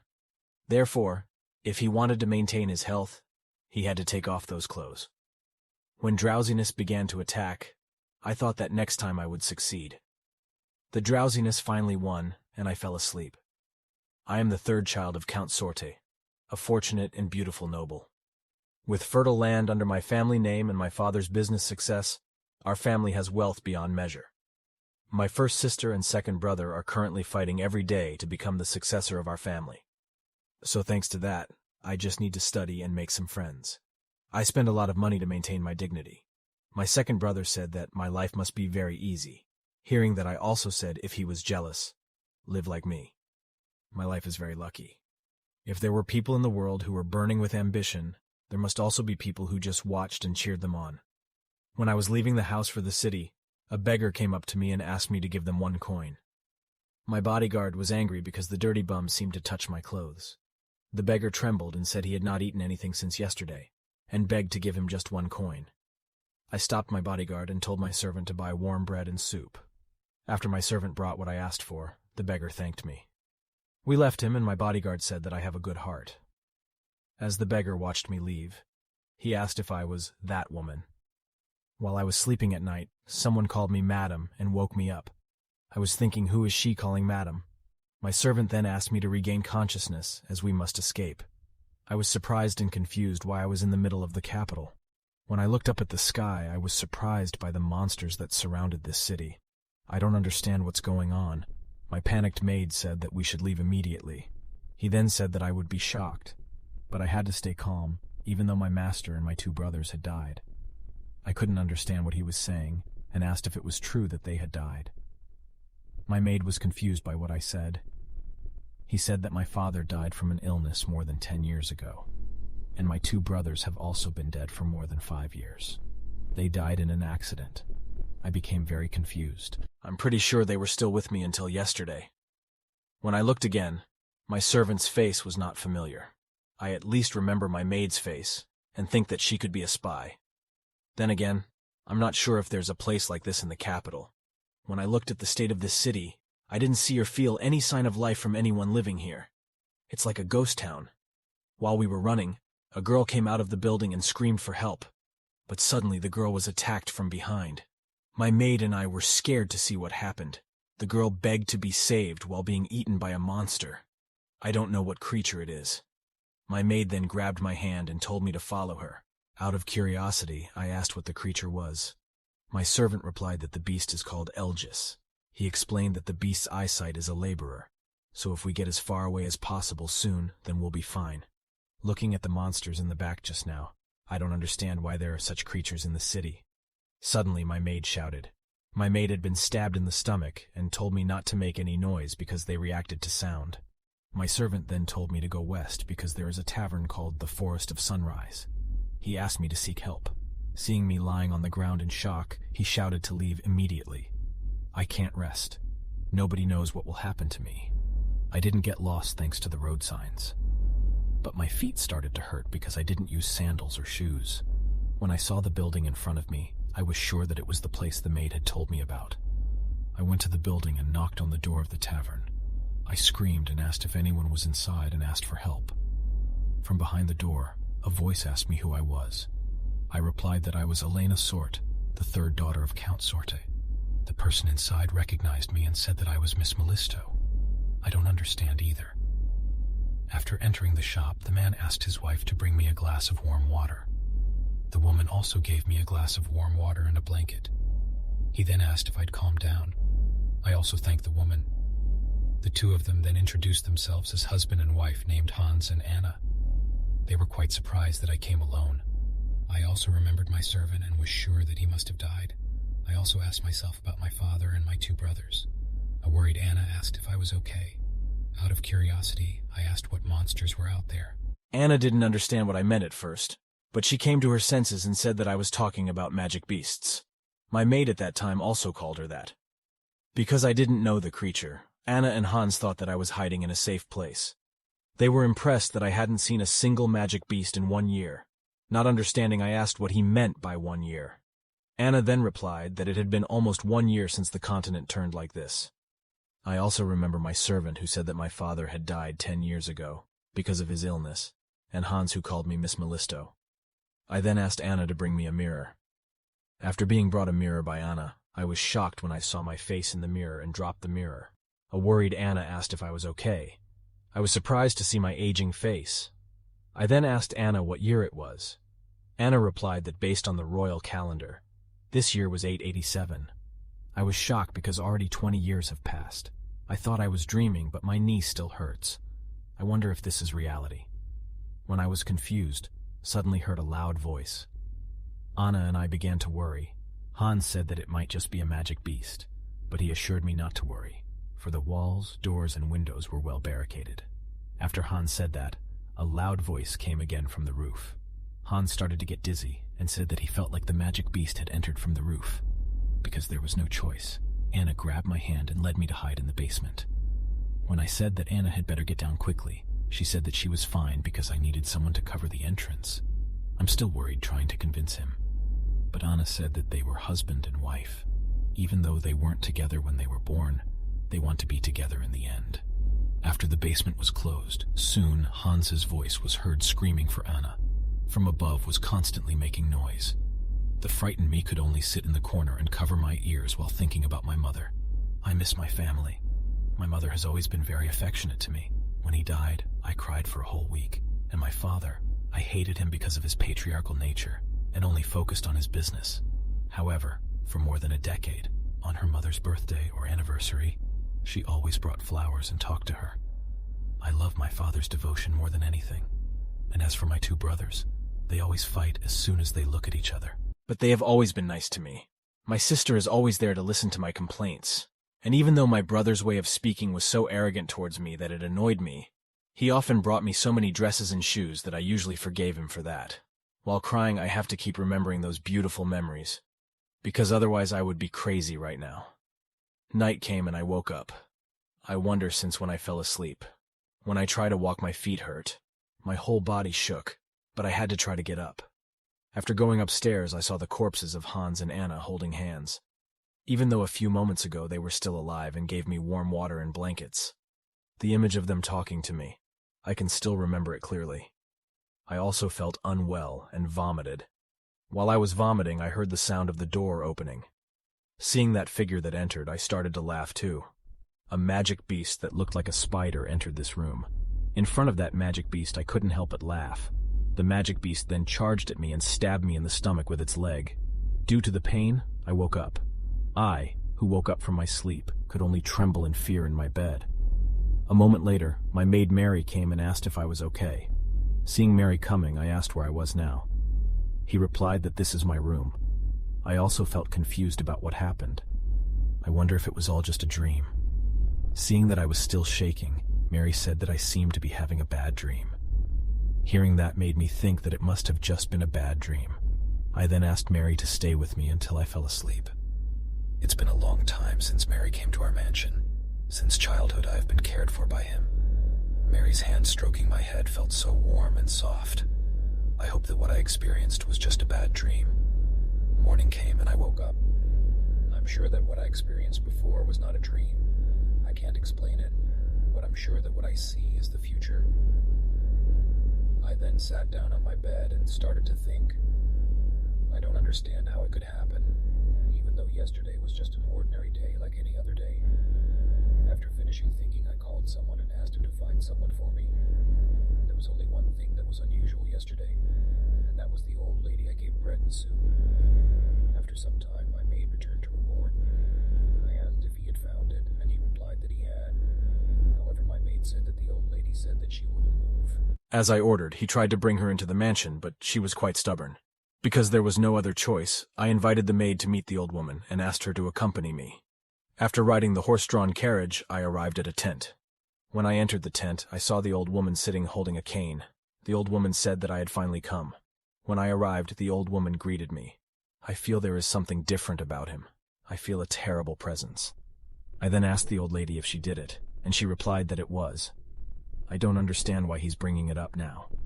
I was thinking that he might have waited until there were just the two of us. When I sat down, the old woman asked me to excuse this shabby place. I also said whether the place is luxurious or not, it is not more important than a matter of life and death. I then asked him why he showed me that future. That future was 1 year after the magic beast's attack. The kingdom has been destroyed and the civilians are brutally killed. Anna mentioned that this continent became like this, so the other empires must have collapsed as well. The world had ended at that point. I can't let that happen. I asked the old lady if the reason she showed me the dream was that I can change the future. He also replied that I could change the future. As I suspected, my guess turned out to be right. I then asked how I could change that future. The old lady asked if I knew Duke Kehen Meinhard. Hearing that name, I recognized him. Although I have never met him, I have heard of him. Even his nickname, Devil Duke, is more familiar than his name. Out of curiosity, I asked what was wrong with him. The old woman replied that her son would one day become a hero. I'm confused as to what he meant. The old woman then said that her son would awaken the hidden power of the Holy Sword, and then stab the Demon King's heart with the sword. It was the only way to stop the destruction of the old woman's prophecy. If so, according to the prophecy, then the hero had not been born yet. I don't understand why it happened. The old woman then warned me that I must remember for a hero to be born, a soul must be sacrificed. I asked her to wait and explain further, but the old lady said she had said everything she wanted to say and left with her magic. When I woke up, I was already outside the tent. My worried maid asked if I was okay. Noticing the whereabouts of my maid, I asked if walking out of the tent. The maid replied that I was right. I wonder what kind of magic she used because I can't believe I don't remember walking out. I'm sure even if I go back in, the results won't change. So I asked my maid to come home. The old woman's explanation was too vague. That's why I searched the library for information, but I only found one book. The last time they were seen was several hundred years ago. Magic beasts live in the demon world. They are neither humans nor monsters. And the king of the magic beasts is the Demon King. The old woman said that the hero would stab the Demon King's heart. So he is the leader of the magic beasts. He must be killed to prevent the destruction of the world. This made me think, can't we just kill the Demon Lord right now? But there is no way to find the way to the demon world. And even if we find the Demon Lord, there is no way of knowing if someone other than the hero was capable of killing the Demon Lord. More importantly, even if I say all these things, the best scenario is not to be treated like a madman. Thinking about this solution just gives me a headache. I thought that the cursed Demon King should just stay locked inside his mansion forever. Having found no solution, I could only sigh. I then called someone who was around and asked him to call Albert here. When Albert arrived, he very politely asked if I called him. I then asked him if he knew about which noble family had plans of marrying Duke Meinhard. Albert also replied that he knew. Of course, he had a candidate because he was a duke and he was rich. Albert then said that Duke Meinhard was negotiating with the Linden family. When I asked who the candidate was, Albert replied that the candidate was Miss Miel. I was surprised because he is my cousin. I rushed to visit Miel. Miel, who noticed my arrival, cheerfully asked what had brought me here all of a sudden. I also asked if she was planning to marry Duke Meinhard. Miel was surprised to hear that. Since I had heard about it, Miel asked me to enter. Miel started to grumble that her father had sold his daughter even though it was such a good plan. Hearing that, I asked if she would have children after she got married. Miel also looked confused. I think my question was too sudden. When people get married, they usually have children and take care of the family. That's why I asked if she will have children or not. Miel asked if I was crazy and strongly objected that even if she died, she wouldn't want to. I don't understand why he wouldn't. Miel, who was confused looking at me who didn't understand, asked if I didn't know who Duke Meinhard was. Of course I know. He's a duke, young, single, and filthy rich. Also, he has the curse of an ancient demon that makes everyone see him as a monster. The black mark that had been on Duke Meinhard's face had been there since he was born. No one knows the origin of the sign. The former Duke Meinhard and his wife had tried their best to figure out the mystery behind the mark, but as time passed, the mark still remained. People slowly started to feel contempt for him. Someone started spreading rumors that it was proof of a curse left behind by an ancient demon. Along with these rumors, a book appeared that had a demonic pattern resembling the mark on Duke Meinhard's face. Even though the pattern was technically different, it didn't matter to people. Then, a sad accident happened. Things just got worse. Miel asked why I was acting like this even though she already knew. He also asked if it was me, would I want to give birth to his baby. I said, why can't I do it? After all, I was thinking, how could the son of a cursed man become a hero? It wouldn't be surprising if the one born was a demon lord. I asked Miel if she really believed such rumors. Hearing that, Miel asked if I really had gone mad. Miel knew that her face being hidden was not a rumor, but a fact. I just realized I didn't think about that. I also asked what if he turned off the light. After all, she would sleep with that man at night. But the disgusted Miel was afraid that Duke Meinhard's black mark would rub off. Miel felt that she would rather die. I'm confused why the black mark will rub off on him. It's indeed some kind of contagious disease. Miel said she didn't know. But the bottom line was she didn't want to give birth to Duke Meinhard's child. He had also decided to take Sir Amber as his companion. I was surprised because Sir Amber was her lover, but Miel that it was quite normal for married nobles to have lovers. After all, Miel had said that this wasn't a normal marriage. He was sure Duke Meinhard knew it too well. He also thought that he might already have a girlfriend, but if that was the case, then one of the lovers should have given birth to the child who would become a hero. So this is the reason why the world was destroyed. Miel, who was curious, asked if I was sick, because I suddenly came here behaving like a dissolute person and asked her to have the baby. In front of Miel, I asked how to get the marriage proposal. Miel replied that her father said something about making an important contract with Duke Meinhard. Then her father handed over Miel to gain Duke Meinhard's trust. Hearing that, I called out to Miel again. He was curious what else I want to say. I then said that even though we are cousins, we are no different from siblings. Our families are also quite close. Miel, who was listening to me, couldn't understand why I was suddenly bringing up that. I continued saying that if anything happened to my family, I'm sure my uncle would care enough for me to let me into the family as an adopted daughter. Miel answered of course that was true, but she didn't understand what was wrong with me right now. I also offered. Miel looked like she didn't understand what I meant. I offered myself in her stead to marry Duke Meinhard. I don't know if it bothered my uncle to force his daughter into marriage, but as soon as I told him my intention, Marquis Linden was delighted. Although she had hesitated a bit because she cared about her nephew, after repeatedly pleading with him, she finally sent a letter to Duke Meinhard. The letter asked whether Duke Meinhard would make Marquis Linden's niece Elena Sorte his bride. Fortunately, the reply letter from him came quickly. The contents of the letter said that he did not care. Miel and her father were also very happy. When I got home, my dad called me into his room and asked what I was doing. I told father that I had actually loved Duke Meinhard for a very long time. I want to be by his side and hug that man who is called Devil. With this, I'm sure father will definitely be tricked. My worried father asked me if I knew why everyone called him the Devil. Of course I do, even though I already knew that, so my father didn't understand why I wanted to marry him. I then said that I'm sure father doesn't think that his youngest daughter is stupid enough to believe in such baseless rumors. I tried to convince my father that this marriage would be very beneficial for the family. Besides, I made a pact with uncle that he would give half of the profit from the mine to father. With my pitiful face, I asked my father to bless me. Father finally agreed to bless me. I am also happy because it has been approved and smiled sweetly. Seeing me smiling, my father smiled too. The wedding day finally arrived. Mary, who helped me get dressed, said she didn't expect me to get married so soon. I answered that events in life always come suddenly. For me, this is fine. After all, I do have to get married one day. All the young girls I know get married after finding suitable partners for them. They called their marriage sacrifice for family. Compared to them, this marriage couldn't even be called a sacrifice. If I could save the world through this marriage, of course it would be nothing. After my preparations were complete, my maid led me to the wedding hall. Before entering, I felt a little nervous. After convincing myself, I entered the wedding hall. Seeing the man who would be my groom, I was a little surprised. So he is Duke Keihan Meinhard. When I looked into her eyes, I thought I was looking at the ocean. His eyes were really blue. My father then took my hand and led me to the groom. Looking at him up close, his eyes really looked like the ocean. Seeing me staring at Duke Meinhard, Miel said no matter how fascinated I was, it would be impolite to stare like that. A little panicked, I said that's not what I meant.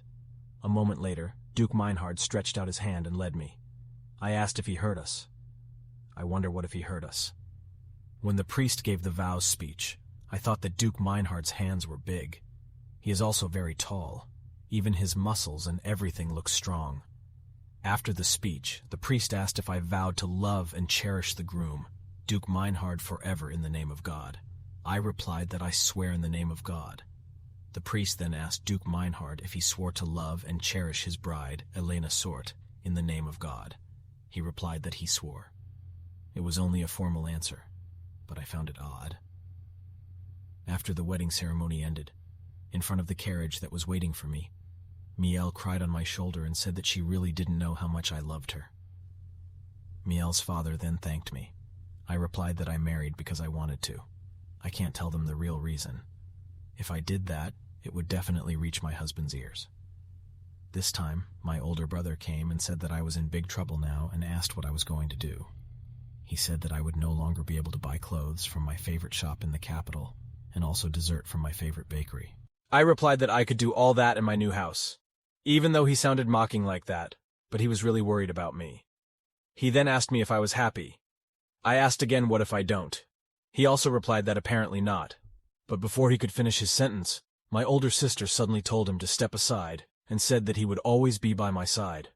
He also said that if I have a problem, then come to him without hesitation. I feel happy to see my older sister who cares about me so much. My brother, who was a bit irritated, said that anyone could say something like that. My sister replied that if so, then she should do it too. Hence, he told elder brother to stop spouting nonsense that wouldn't help. After that, they started fighting as usual. When my brother was fighting, my father came over and I called him father. Father, who heard me call him father, said that on days like this I can call him papa. But since it sounded horrible, I said I don't want to. My father was shocked to hear that. Seeing my father's expression, I laughed too. My two brothers did not expect to see me teasing my father. My older brother also told my older sister that my father was always weak towards me. My elder sister, who heard that, said that my elder brother should put his hand on his chest and ask, if it was him, would he be weak against a son like him or a daughter like Elena? My annoyed brother replied the same question to my older sister. My sister also replied that she would not be weak against her child. Witnessing the bickering of my two brothers, I was at a loss for words. I then went to my father and thanked him for raising me well. Dad was at a loss for words hearing that. I also asked him to take care of himself. He replied that he would do that. I ended up going on a horse carriage. I think in 20 years, the world will be in trouble. But besides that, in 10 years my father will die from illness, and my two brothers will get into an accident in 15 years. All died before the destruction occurred. By what illness or what date was the accident? I wish I knew exactly when it happened. I also wonder why my two brothers died in a train accident. I tried to look for the old lady again, but she disappeared without a trace. I thought that I should ask the old lady about the future in detail. In front of my husband, I sighed. While on my way, I glanced at my husband, Duke Keihan Meinhard. He doesn't seem special in any way personally. If I had to say it, then I think her size and height are really good. Her body also looks good. Moreover, her pupils that looked like the ocean. I don't like it when people compliment me like a spring flower, because flowers are easy to wither. But the ocean is different, because it is always there and never disappears. While I was thinking, my husband said that I need not worry. I don't understand what he means. He said that he wouldn't take off his mask while on the train, so he said that I shouldn't stare at him like that. Hearing that, I wasn't sure what to say. We finally arrived at Duke Meinhard's mansion. I was on that train for 1 week straight. I'm currently taking a shower and being treated by two maids. I feel that I'm starting to get nervous now after taking a shower. After taking a shower, the maids led me to my room. I also asked if it would hurt. I'm sure it will be very painful. I heard it will hurt the first time. When I realized that there was wine in this room, I drank it without hesitation. I have to be sure that I will be fine even on the first night. Morning arrived. I feel like I've been abandoned, even though I was trying so hard to stay awake. I then called a maid. When the maid arrived, I asked her why she didn't wake me up. It was almost noon, so I asked why he didn't wake me up. But the maid answered that Duke Meinhard told her not to wake me up. The maid then explained because I had been sitting in the carriage for a long time, I must be exhausted. I'm confused too. He didn't even show up the first night. Isn't that an insult? But there's no reason for him to do that. We just met each other. Come to think of it, I just saw his mask the whole time without seeing his face. I feel that I should meet him. The next time we talk, I'll have to take off his mask and get a closer look at his face. I also asked the maid to take me to my husband, but the maid said that she was currently out, because last night there were monsters roaming this region. I'm confused because I was never told about it. The waiter also apologized. He wanted to convey it to me, but he forgot. That's why I asked if that meant that Duke Meinhard wasn't here last night. He also replied that it was true. I've come to think that's why he didn't show up. I almost misunderstood. Out of curiosity, I asked if this happened often. The maid replied that it happened occasionally. Duke Meinhard's estate had fertile and well-developed soil. Even though the business area was well-equipped, in the past monsters would occasionally appear from the mountains. I hear their life is quite difficult. Soon after, Duke Meinhard inherited this area. He then aimed for the time when the number of monsters would decrease due to the extreme cold. He himself climbed mountains, led knights, and swept away monsters with all his might. Since then, peace has returned to this region. He was only 16 at the time. The funny thing was, that dazzling appearance added to the reason why he was called the Devil Duke. After that, the territory developed rapidly. To celebrate the successful extermination of the monsters, he reduced the area's taxes for 5 years. After that, a rumor spread which had a very good effect. If I think about it, he's a very resourceful guy. Seeing me lost in thought, my maid asked if she should call him now. I replied that it wasn't necessary, and asked him to take a walk around the castle. Besides that, I'd like to introduce myself to everyone. However, I feel relieved that I wasn't left behind. At this time, people gathered and said that they are honored to welcome me. A servant who looked quite old then introduced himself as the chief steward of this mansion, whose name was Ben. Then a female servant introduced herself as Lola. After that, a chef introduced himself as Cooker. I was also impressed with the name that fits his profession. Then out of curiosity, I asked the last person who he was. He also introduced himself as Gardener, and he was in charge of the garden in this mansion. I have heard of butler and cook, but I didn't expect that there is a head gardener in this mansion. Hearing me feel impressed, Lola said that their master really likes gardens. Gardener also said thanks to that, there are more than 10 gardeners working here. Ben then said that the garden in the east was the garden that their master often visited. After they introduced themselves, I introduced my name to them, and I only became the mistress of this mansion yesterday. When I was about to say my name, I felt a little embarrassed because I now have his last name. I also introduced myself as Elena Meinhard and said that I hope we can get along well. Night falls and I'm currently sitting on my bed. I thought that this mansion was much bigger than I thought. I spent all day looking around. Because of that, I feel tired. I also lay on the bed. Even so, it seemed Duke Meinhard had already returned. I asked if he would come if I waited for him. I also decided that I cannot sleep. First of all, I'll ask how the conquest is going. But morning finally came. I'm really confused why. I don't understand why I can't meet him even just briefly. At first I thought that he might be busy. But after 1 week of waiting, I started to get annoyed and thought that 1 week was too much. I sure lost Duke Meinhard avoided me. I can't allow this anymore. I wonder if something happened that I wasn't aware of. As I was walking while thinking, I noticed the presence of 2 maids. Looking at their eyes made me wonder why their eyes were sparkling like that. To be sure, I asked if their names were Henri and Marie. They also replied that it was true. I then said that I had not seen Duke Meinhard even a second in the past few days. Before I finished speaking, the 2 of them looked pleased and said that they already did. I don't understand what's going on. They then said that they were waiting for me to notice. They continued to to say that they would make sure Duke Meinhard wouldn't look for me again, so I didn't need to worry. I was surprised to hear what they said. They also told Duke Meinhard that I wasn't feeling well and asked him not to see me until I recovered. It was the two of them who had thought about it, and Lula's maid didn't even know about this. Feeling that I had had enough, I told Marie to immediately summon Butler Ben and maid Lola. Then I told Henri to stay here.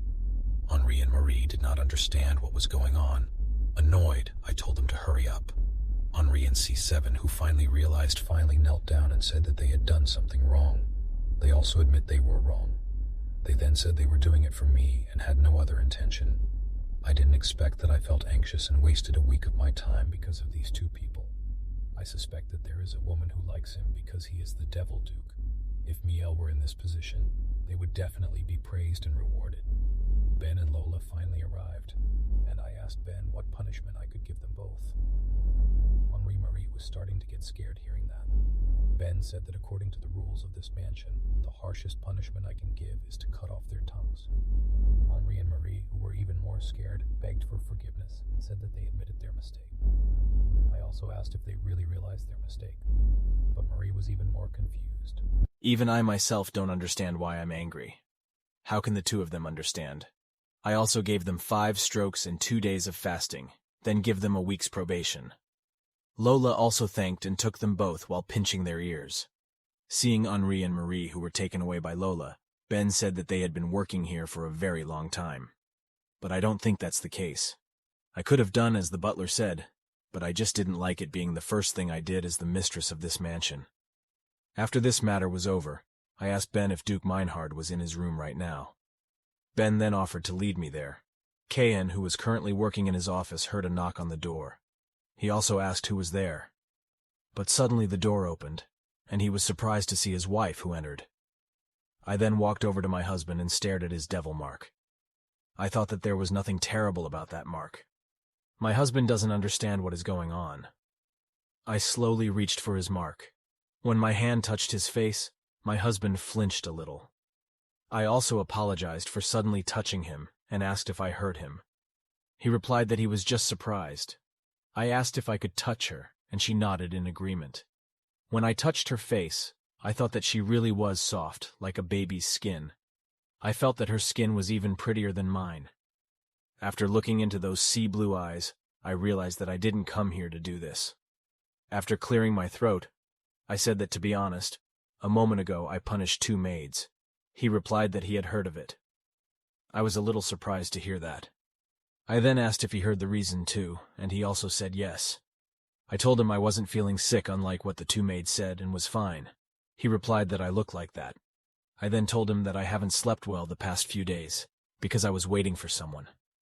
I then said that I had no interest in sleeping alone. Therefore, if he already understood, I said that I would wait for him today. Having already said everything I wanted to say, I fled back to my room.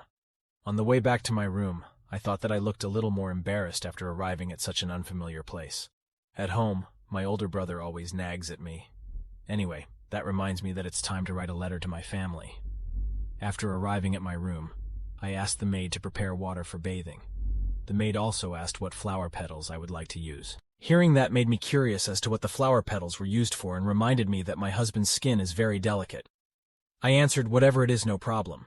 After confirming my order, the maid rushed to do her job. After the maid left to prepare the bath, I poured the water from the teapot into my cup. I wonder why I'm so thirsty. I feel like maybe I'm feeling nervous even though the night is still long. After all, it makes sense. Because this is not just normal co-sleeping, but this is the first step to save the world. I have to have children soon. Night finally came. While I was waiting on the bed, my husband finally came. Seeing me waiting, he asked if I was surprised. I said nothing and told him to come inside. Seeing him standing at the door made me think he was really tall, because he sat down this afternoon, so I didn't notice. I was starting to doubt if this was going to be okay. But I decided that this must be done. After all, there is no other choice. When Kayen got on the bed, I was fascinated by her body. I stopped my strange thoughts. After Kayen sat on the bed, he asked me if I was really going to sleep with him. I said yes, because we are husband and wife. I don't understand why he's asking something so obvious. I then asked if not my husband, who else would I sleep with? Keihan finally understood and tried to turn off the light. I asked him if he was trying to turn off the light and he said yes. I was thinking that he might like it when it's completely dark, though I deliberately made it dim to set the mood. But I wonder why she didn't unbutton it. I also asked Keihan if he would not take off his shirt. I asked if she would not take off her clothes, but he replied that he was more comfortable like this. I was confused by what he said. I was thinking that maybe he meant it would be easier if we turned off the light first and then undressed. In that case, I wonder if it's fine if I just lie down like this. I'm sure it's like that in the novel. I waited and started to feel strange because it was so quiet. I was surprised to see Keihan, who was already asleep. Even though I was beside him, he was sleeping. I asked if he really didn't want to do anything. I'm not sure exactly what this is. Drowsiness began to attack and I fell asleep. After waking up from my sleep, I stretch my aching body. I feel that I sleep well and my body feels light. Also, I feel that it hasn't been long since Keihan left. The place where he had fallen asleep was still warm. Apparently he was diligent too. I don't understand why he just slept last night. As my maid was helping me get dressed, she asked if I would like to have breakfast in the dining room. I answered yes. I'm sure it's not like this in the novel. When I arrived at the dining room, I asked the waitress if Keihan didn't have breakfast. The maid replied that she usually had breakfast in her study. I sat down and started eating breakfast. At that time, I thought that it was understandable. My acquaintance, who is a new countess, had the opportunity to do first night after being married for 2 months. Her husband took care of his wife, who had just come to a strange place. But I don't have to wait anymore. I wonder if we can do our first night tonight. I feel that it would be great if we could do that. And of course, there is no other reason for all of this than to save the world. Night finally came again. Keihan, who was sitting on the bed with me, asked if I was tired.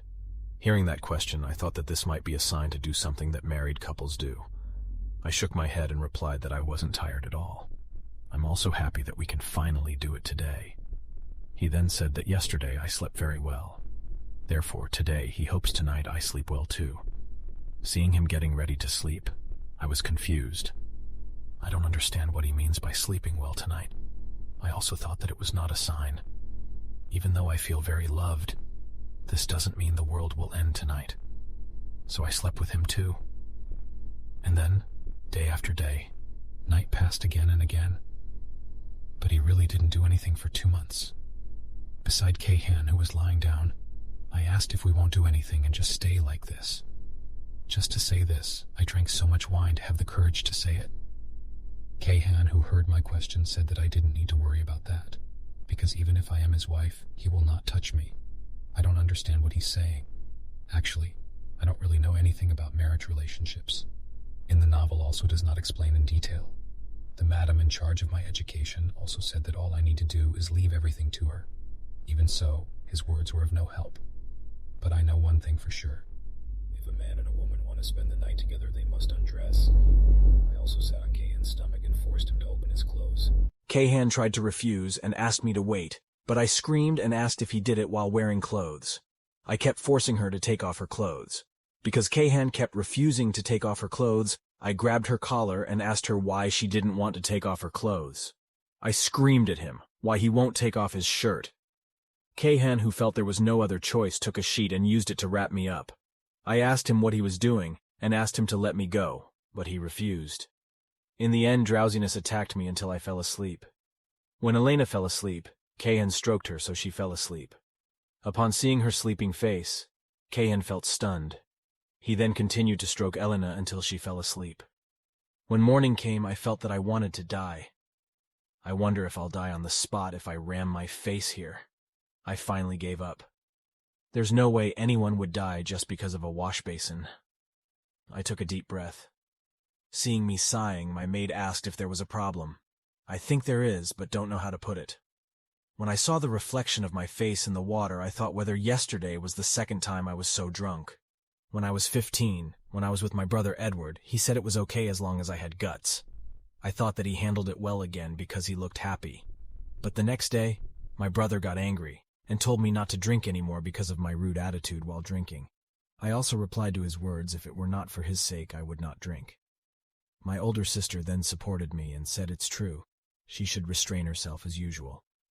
He then asked her why she was so hard on it. Since then, I've been holding back. Until yesterday. Recalling yesterday's events made me dip my head in the water. My servant was surprised to see my behavior. I then asked my maid to return this water and bring new water that was as cold as possible.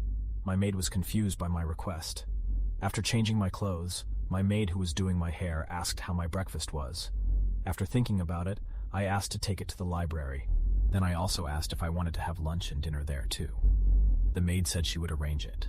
Because I finished styling my hair, the maid said goodbye because she wanted to prepare my breakfast. But before he left, I asked him to wait a moment. The waitress asked if there was anything else I would like to ask. I asked him if I wasn't pretty. The waiter was confused. I said that it was fine, and asked him to answer freely. I'm asking just out of curiosity. I remember Kahan who said that even if I am his wife, he will not touch me even a finger. I don't understand how that could be, even though we are husband and wife. I wonder if I'm not charming. Remembering that makes me feel uneasy. But the maid said that my face is beautiful and my personality is beautiful. I asked him if he really meant it. The maid replied that she really meant it. He then complimented that my eyes were clear and fresh like newly blooming buds. He also complimented my silver hair, which is white and dazzling as if woven from the clouds. He then complimented my beautiful and harmonious nature, my big eyes and soft shape, my sharp nose and perfect and balanced size, and my lips, which were quite thick and already red even without makeup. Hearing that made me remember that my brother often complimented my silver hair. The self-absorbed maid continued to compliment my flawlessly soft and white skin, radiant peach-colored cheeks, small and slender features, and forehead that was neither too wide nor too small. I didn't expect that he still wasn't finished. He also said that I was tall but slim and had a nice waist. My wrists, ankles, and shoulders are also well built. My collarbones are straight, my legs are long and soft, and my gait is light and elegant. Hearing the maid's praise, I thought it was so. When I saw my face in the mirror, I thought that he might be right. The maid then said that if she dared to say it with her scornful mouth, that no man in this world would feel that I was not beautiful when they looked at me, including Duke Meinhard. Hearing that makes me feel happy. I also thank him. I think if I am not mistaken, her name is Abby. I'm sure that his future will be bright. Abby replied that it was nothing, and she was only saying what she saw. I was sure that there was no problem with me. I'm a little embarrassed to hear that, though. I finally changed my mind and asked Abby to convey to Duke Meinhard, if he's not busy, I'd like to have lunch with him. After thinking it over, I changed my request and said even if Duke Meinhard has work, tell him that we will have lunch together. I became very excited because I had made up my mind. If I'm not the problem, then I have to hear the reason right now. Lunch finally arrived, and when I entered the dining room, I saw Kahan already sitting at the dining table. I sat on the chair across from Kahan, even though I've come, but he's still just silent. After serving my food, my waiter said hope I enjoyed my lunch. I originally planned to sit close to him, but once I got here, I couldn't even look him in the eye. I've come to think that I'm trying too much. While I was thinking, Kahan asked how I was doing. I'm sure he must be talking about my aftermath. I replied that I was fine and thanked him for worrying about me. Hearing my answer, Kahan also felt grateful. Seeing Kahan's face, somehow he became very handsome. This makes my memories of yesterday play automatically. Of course, by then I was drunk and wrapped in the blanket. But I remember something. His sleeping face and his strong hands caressing my body, and also the strength of his hands when hugging me. Exactly what I see right now. Just thinking about it makes me so embarrassed. I'm curious why I suddenly feel hot. Kahan suddenly said to Ben that no one is allowed to come in here unless called upon. Ben and the other maids also left this room to make me confused. Kahan then asked if yesterday my attitude was sincere and not just because I was drunk. Hearing that made my face flush. I also thought that the time had come and said yes. I said that I was brave because I drank alcohol, but that didn't mean my attitude wasn't sincere. Of course, I apologized for my attitude. Kahan said that it was okay. Besides, I said that it's been 3 weeks since our wedding, but we still haven't done our first night and asked how long should I wait. I also said that this is not something I can be proud of, but I'm not a patient person. I asked if that was too rude and wondered how he would answer. Hearing my worries, Kahan asked if I needed an heir. He knew that I had 2 brothers and asked if there was some kind of problem with them both. I replied that that was not the case. Kahan was confused. Then he asked if maybe he misunderstood the marriage contract. I replied that I already knew that there were no details about making an heir in the agreement. This marriage was definitely not a normal marriage. This is a collateral agreement between my uncle and my husband. But still, it shouldn't be this cold. Who doesn't know that it's a contract marriage? Thinking about this makes me a little upset and sad. Kahan, who was still confused, said, "Then why would I want to sleep with him?" I replied because we are husband and wife, and asked if I needed any special reasons. Of course, there is actually another special reason. Because Kahan's son will become a hero and defeat the Demon King. But I can't say that because I have no proof. The old lady had said something about sacrificing the child. When I woke up, I was already outside. Kahan was surprised. He then apologized because he couldn't give me what I wanted. I didn't get it. I asked if that meant he couldn't sleep with me. Kahan replied that it was true. I really don't understand why it can't. I'm sure it's not because of her body that she can't have children. In that case, there was no way the old lady would say that. I asked him to tell me the reason. I asked what it was because he didn't like me. He replied that was not the case. In that case, I asked if I really didn't interest him. Kahan panicked and said that was not the reason. He apologized. But because he was afraid that I would misunderstand what he was saying, he made sure that it wasn't about me. Kahan wasn't sure if this was a good enough answer, but other than that, if there was something I wanted, then she would give me anything. Hearing that disappointed me, because all I want is one, and that was the child of Duke Meinhard, the child who would save the world. I finally thought of forgetting about it. There's no point in pressing any further. If it's like this, there's nothing else I can do about it. Therefore, at this time, it is better to retreat. If he doesn't want to sleep with me, then he can do as he pleases. Because I also have my own way, I also decided to attack him. While looking through the books in the library, I thought that I could ask later why she didn't want to do that. I currently have the responsibility to change the tragic future. I'm not sure if I can do it, but I should be able to do it. I'm sure that I can take advantage of the moment when his mind is unclear when he's drunk. Anyway, I've decided that I'm going to attack my husband. But if the previous incident happened again, that would be unacceptable, because he would definitely fall asleep. Currently, I lack both knowledge and ability. That's why I look at the books here, because books are a source of knowledge.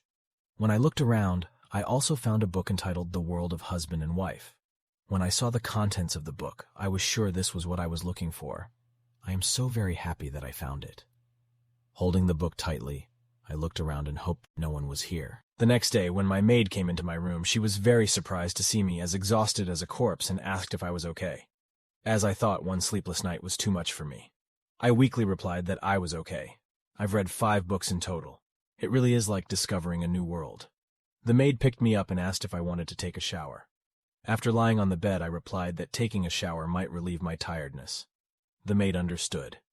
I think that I'm really tired right now. After helping me shower, my maid said if there's anything else I want, then just tell her. I'm really feeling very sleepy right now. My head was shaking with sleep. Falling asleep, I banged my head on the table. I rubbed my sore forehead.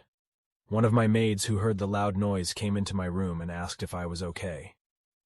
I replied that I was fine and asked to let me alone for a moment. The maid understood and left my room. The impact was very painful. I was afraid that my forehead would swell. I'm sure this is all his fault. If only that man didn't talk like that in the dining room. If we get married, shouldn't we be doing husband and wife duties? Suddenly, I realized something. I stood up and rushed to Kahan's place.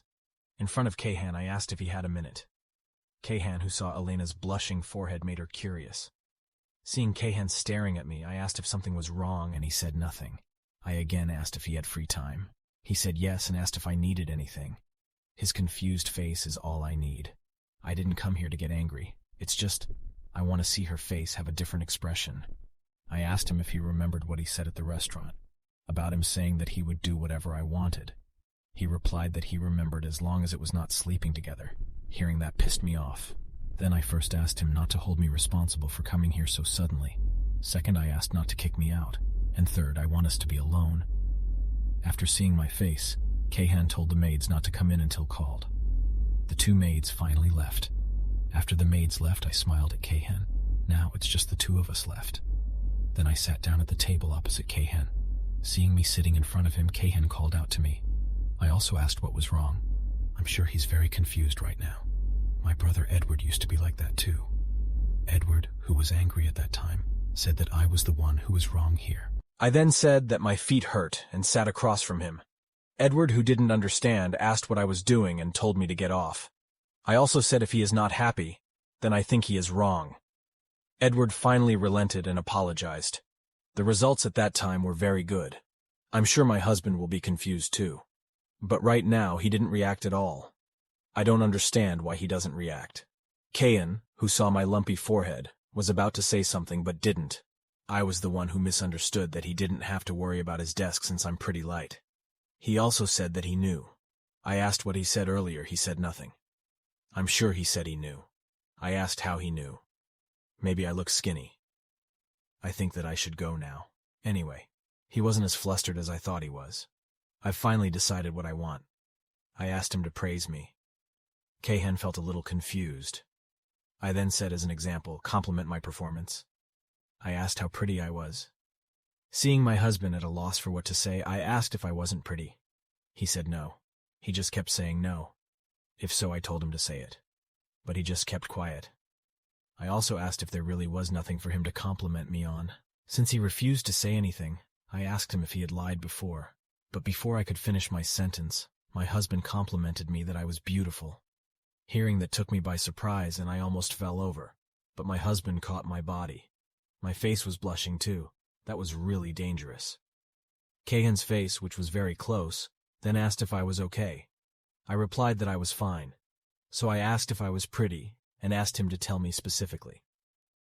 Keihan said that my silver hair is attractive, and my eyes look beautiful. Hearing that makes me happy. He then said that my eyes were very clear and bright in color. I was thinking that this man has never complimented anyone in his life.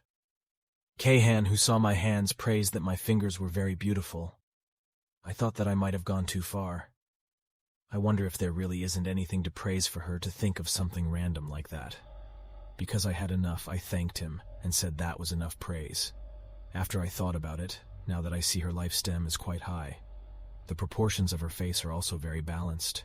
Her eyes are deeper than I thought. I thought that he was quite handsome. When I thought that, I accidentally said it in front of him, when I realized that my face was red with embarrassment. To change the subject, with my face red and my voice shaking, I asked if he knew my name. I then said that as far as I can remember, he never called my name. Keihan also called my name. And now he also said that my name now is Elena Meinhard. I finally heard him call my name.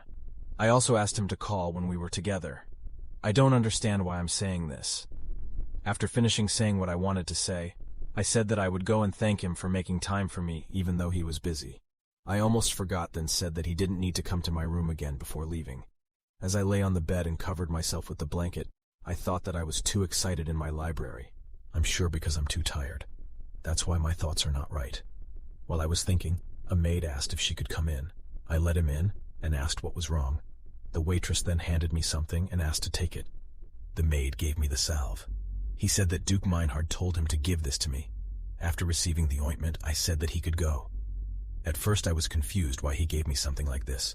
But when I saw my face in the mirror, I screamed and hit the mirror. My surprised maid asked what was wrong. My annoyance told him not to let anyone in. In the mansion that Meinhard chose, the sound of my screams could be heard. On the first day, I felt frustrated. He should have told me I had a bump on my forehead. On day 2, I blamed myself. I thought because it's my body, if I'm not aware, then it's my fault.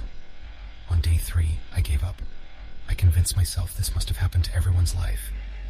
On day 4, I felt low. I wondered why no one had told me when I had walked such a long way to work at the time. On day 5, finally my lump disappeared. Seeing my smooth forehead again, I became happy. In the middle instead, I came out of my room. The guard who saw me outside asked me where I was going. I also replied that I can't sleep, so I want to go for a walk. The guard offered to escort me, but I declined and said I would just walk down the hall for a bit and then come back. In the hall of the mansion in the middle of the night, it is very quiet. I thought that this is absolutely perfect, because today I decided to attack him. After careful deliberation, I realized I had forgotten the most important thing, and that is my husband's vigilance. I finally arrived in front of my husband's room. My husband became wary of me because of what I did the first night. I told him I had heard of them, and asked if he was the one who sent the herbs to Duke Meinhard. He replied that I was right, and that was what he came for today. Out of curiosity, I asked if he did it himself. I thought that it would be unusual for the second son of the Viscount to be here for such a reason. She replies that she personally comes to this mansion every now and then. Hearing that, I apologized, since I'm still not familiar with the affairs of this mansion. He said that I have absolutely nothing to worry about. I asked him if he would be living in the mansion for a while, and he said he was. I then said that I was sure that it must be a long journey, so I advised her to rest with her while I was here. Incan also thanked me for my attention. When I left him, I asked what exactly that bad feeling was. Inside my room, I called out to Abby. Abby arrived and asked if I called her. I asked him if he knew anything about Incan Marzan. Abby got excited and said of course. Abby excitedly explained that her name was Incan Marzan, age 27. As the second child and eldest son of Viscount Marzan, he had an older sister and a younger brother. He is also single. Abby's explanation ended. I excitedly clapped my hands. I thought that this maid was very competent. Then I realized that he is 8 years older than me. I asked him why he wasn't married yet. I wondered if he was a playboy or something, but Abby answered not like that. Rumor has it that he has a good reputation. Incan treats his subordinates kindly and is not greedy. I'm not sure what he means by greedy. Abby said that Incan gave his inheritance rights to his sister Rebecca Marzan. Hearing that, I lay down on the sofa and thought. I was so curious about what goosebumps I felt at that time. It felt weird no matter how hard I thought about it. I then asked Abby to hold my arm right where Incan was holding mine. After Abby grabbed my arm, I asked her to touch it even lower. Then I asked him to squeeze my arm a little tighter. After tasting it, I knew it wouldn't feel like back then. I woke up and said that was enough. I asked what because it wasn't a man squeezing her. Talking about a man, I also remember my husband. After that, I stood up and decided to meet him. When I arrived at my husband's room, I asked if it was okay if I came in. He also let me in. After being given permission, I sat beside him. I feel that the atmosphere is a little awkward. I think that this is very embarrassing. Because of that, I thought of a plan. And the plan is to stay silent for 5 days. I pretended that I was no longer interested in sleeping with him, and pretended that I wasn't in love. With that, he probably thought that I had given up. Seeing as how there were no guards at all, I believe he lowered his guard. I then entered his room. With my smug face, I thought that was the end of him today. Approaching my husband, who was sleeping on the bed, I then climbed onto his bed and thought that all of this would end now. Of course, that is my strategy. While walking in the garden, I feel empty. Annoyed, I kicked a rock. I don't understand why my plan didn't work. On the first day, I was wrapped in a blanket. Then on day 2, I was covered in sheets. I'm annoyed, confused how I can get away from it. I haven't even tried the 3rd time because the result will be the same. While I was thinking, the rock I kicked bounced back and hit my head. While stroking my head where the rock hit me, I thought maybe I should just say it all. Told him the world would end in 20 years and told him to give it up quietly. But I'm pretty sure that's not going to work. Because I was tired, I sat down and sighed. They say that magic beasts have not appeared for 1,000 years. No one will believe me. I thought if only the old lady was here. Thinking that, I also came up with an idea. I just need to look for it through the paintings. I wondered if I should try painting it. I'm sure that's a great idea. I stood up and ran back to the mansion. I need to quickly put my painting skills to the test. But while I was running, a bee blocked my path. I'm confused what's wrong with this bee. The bee then said what? I was very surprised because the bee suddenly spoke and tripped over a rock. When I fell, a man caught me who was falling. He then asked if I was okay. I'm confused as to who this person is. Because I'm okay, I thank you. When the man's hand held my arm, for some reason I felt goosebumps. I'm not sure if it's just my feeling.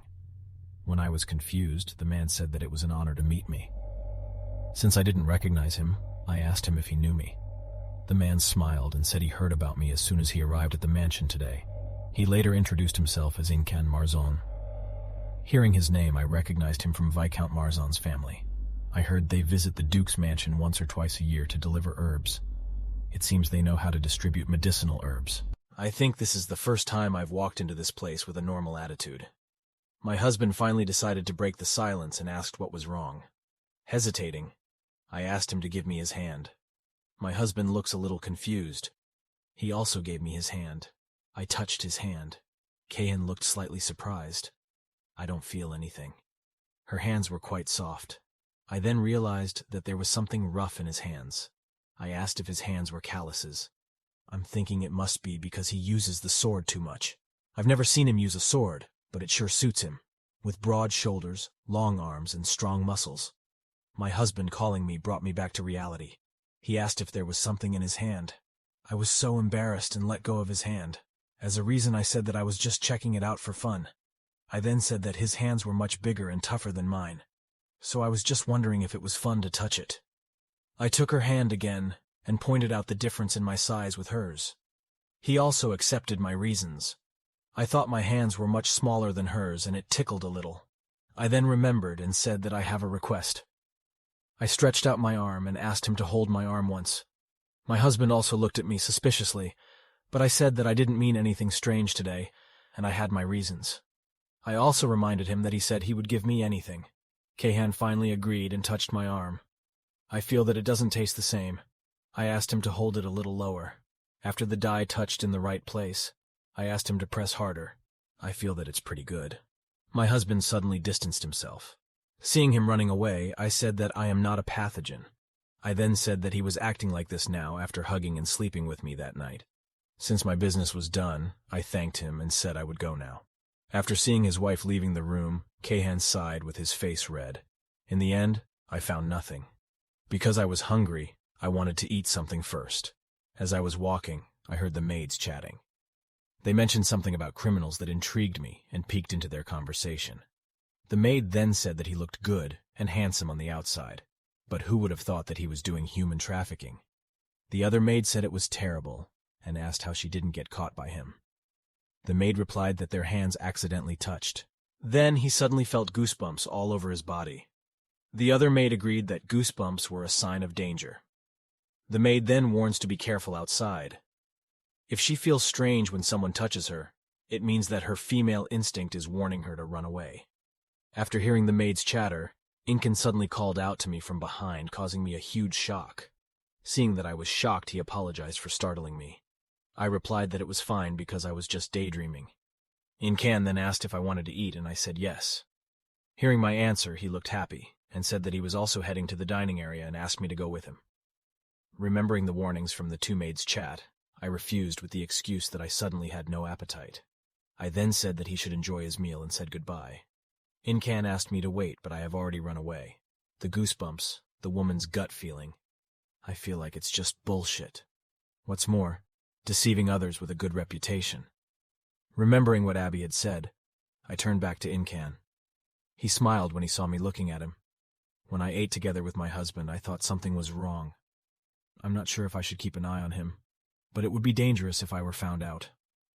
I also asked my husband how long Incan would stay in this mansion. He replied that since Incan had delivered the medicinal plants, he would leave immediately. Hearing my husband mention medicinal herbs, I realized that Incan had sent medicinal herbs to the mansion. If he had bad intentions, and secretly did something with the medicinal herbs, then the impact on this mansion would not be small. My husband, who saw me daydreaming, called me. I thought that the rumors about my husband got worse because of that. I thought that my cursed husband was just some bullshit. My worried husband asked if I was worried. I was thinking, what if Incan really is a criminal? If that's the case, I have to prevent that crisis. My husband might just reward me. Just thinking about it makes me so excited. Seeing me acting strangely, my husband, who looked worried, asked if I was okay. I replied, of course I'm fine. In my heart I said, just wait, you Incan Marzon. Hearing my answer, my husband seemed to be thinking about something. I then carried out my plan and asked my servant to investigate about Incan Marzon. Rumors, connections, and activities during his stay in this mansion. The maid understood and accepted my assignment. After that, I gave a painting of the fortune teller's old woman. I asked him to take the painting to the butler, and told him to find this person as hard as he could. At lunch, I invited Inkan to eat together. Inkan, who had been invited to eat, said that this was an honor for him. I told him not to hesitate because it is my duty to serve my guests. He said that he didn't deserve this attention, but I said that I was the one who decided that. Moreover, I got his favor earlier and asked him to take it as my gratitude. Hearing that, Inkan looks surprised. He then smiles and says he understands and thanks. Out of curiosity, Inkan asked where Duke Meinhard was. I replied he would not attend this meeting. With my evil smile, I said in my heart that I would dig up everything about him. Inkan asked if Duke Meinhard was currently busy, I jokingly replied, and asked if he was sad that my husband wasn't here. He also denied it and said that was not the case while laughing. In my heart, I thought that I should really pay attention to it. If one thing is suspicious, then only one thing. While I was eating, I suddenly heard the sound of breaking glass. Inkan, who dropped it, apologized to the waiter and asked if there was a sore spot. He then said that he should have been more careful, and he was sorry. But the maid said that was fine, but it was her fault, and offered to clean it up. Inkan also gave the broken glass, which was wrapped in a cloth. Upon receiving it from Inkan, the maid blushed. I wonder if it's something that can make someone blush. When I look at him, he's quite tall. I felt that he was becoming more and more suspicious. After cleaning up the broken glass, Inkan sat back down. He then said that he felt it every time he ate, but the chef's skill here was truly amazing. He then admired my wisdom in choosing people. I denied it, and said that it was Duke's abilities that were always outstanding. Not only that, I'd say that the meat here is always tender and the desserts are quite sweet. What's more, the garden here is very well cared for. Hearing what I said, Inkan offered me to go for a short walk after eating. I also accepted his invitation. While walking in the garden, I asked if she could come to the castle at any time to deliver herbs. He answered it was true. I asked again if it didn't bother him because he had to go back and forth long distances like this. He replied that it was not a problem because it was the thing he wanted to do. Hearing that made me wonder why she would want to deliver herbs to Duke Meinhard's castle. I said that I was sure it could be easier if he had underlings to do it with. But he said that he would lose the things he loved. Hearing that, I asked if delivering herbs was something she liked. He also answered correctly. Out of curiosity, I asked if he didn't mind answering what made him like it. Hearing that, Inkan was silent. He then replied that herbs are things that everyone needs. Man, woman, young, old. That plant can relieve everyone's pain and also save their lives. As he explained, a butterfly took off on his finger. He said he liked her because of that, and in delivering something important, he also carries a responsibility. After explaining, the butterfly flew away. He also asks, isn't it funny because he is responsible for work that everyone can do? I denied it and said it wasn't funny. I told him he was lucky to do such a noble job. He also thanked me for saying that, so I thought this was nothing. The intuition of a woman or a criminal is just an illusion. While I was thinking, the talking bee appeared in front of me again and said that he met me again. I was shocked and fell again. And just like before, Inkan caught me again. When he held me, I felt goosebumps again like before. After I stood up again, Inkan asked if I was okay. I replied that I was fine and thanked him. Inkan, who saw me acting strangely, felt confused. I really don't understand why the way he touched me was so unpleasant. By the time I had returned to my room, I was annoyed at that bastard bee. That's why I asked Gardner to do something about the bees here earlier. After that incident, I hoped that he would not touch me again from now on. A moment later, Abby knocked on the door and asked permission to enter. I also let him in. Abby returned to provide the information I requested. When I asked if he found anything, he replied that he didn't find anything suspicious. However, there was one thing that caught his attention. Hearing that made me curious. Abby later said that she wasn't sure if this was related. I said that it was fine and asked him to continue what he was saying. Abby says after Inkan came to this mansion, one maid left her job within 2 months. I asked her if she was sure she was out, and Abby was quite sure. Abby then gives a file saying it is. Inside the file was the date the herbs were shipped, and the date the maid came out. There are maids who leave after 6 weeks, and maids who leave after 2 months. Due to the large number of maids' jobs, maids leaving wasn't anything out of the ordinary. The timing is also irregular, so it's difficult to conclude. However, there is one thing that bothers me. I also asked Abby when Inkan Marzan started delivering herbs. He answered 3 years. Looking at these files, I noticed that the number of maids who were out of work had increased drastically since 3 years ago. After some thought, I asked Abby to call Lola for me. Lola finally arrived and I asked her to sit down. I then showed Lola the file Abby had brought.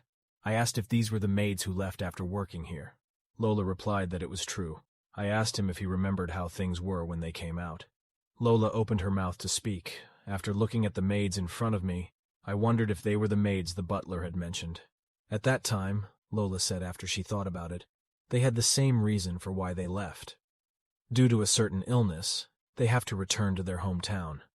I asked if they weren't from this area, and Lola replied that they were all from out of town. Since there were few maids left close to them, Lola volunteered to call them over. That's why these maids gathered before me. One of the maids raised her hand and said that she remembered something strange. He said that they looked sick and nauseous too. They also keep repeating words like, "This is impossible," or, "That doesn't make sense." The other maids also heard the same thing. I asked if no one knew the reason, but they didn't know anything. Satisfied with their information, I said that they could leave now. While looking at the scenery outside through the window, I thought about what "this is impossible" meant. I also called Abby and asked her to prepare the things that I previously mentioned. After arriving at the front of the room I was headed for, I knocked on the door of the room, and Incan appeared from his room. I said that there was something I wanted to discuss with him, and asked if he was busy. I didn't ask him to listen without bringing anything, so I brought the precious drink with me.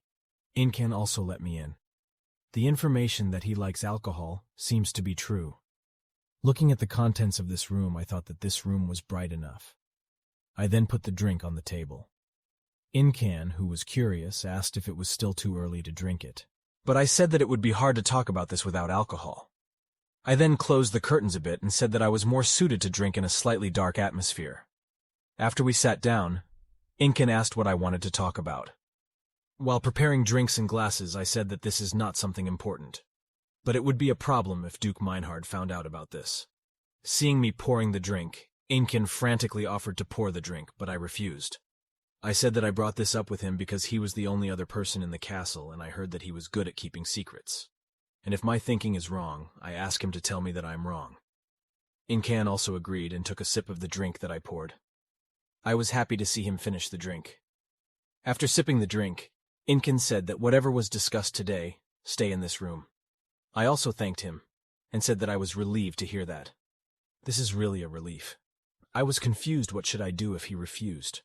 By the way, Abby chose something really tough. We toasted. Using the handkerchief that Abby had prepared, I pretended to drink this wine. Incan was also happy because the wine was very strong. Incan asked what the name of this alcohol was, but I replied that I didn't know.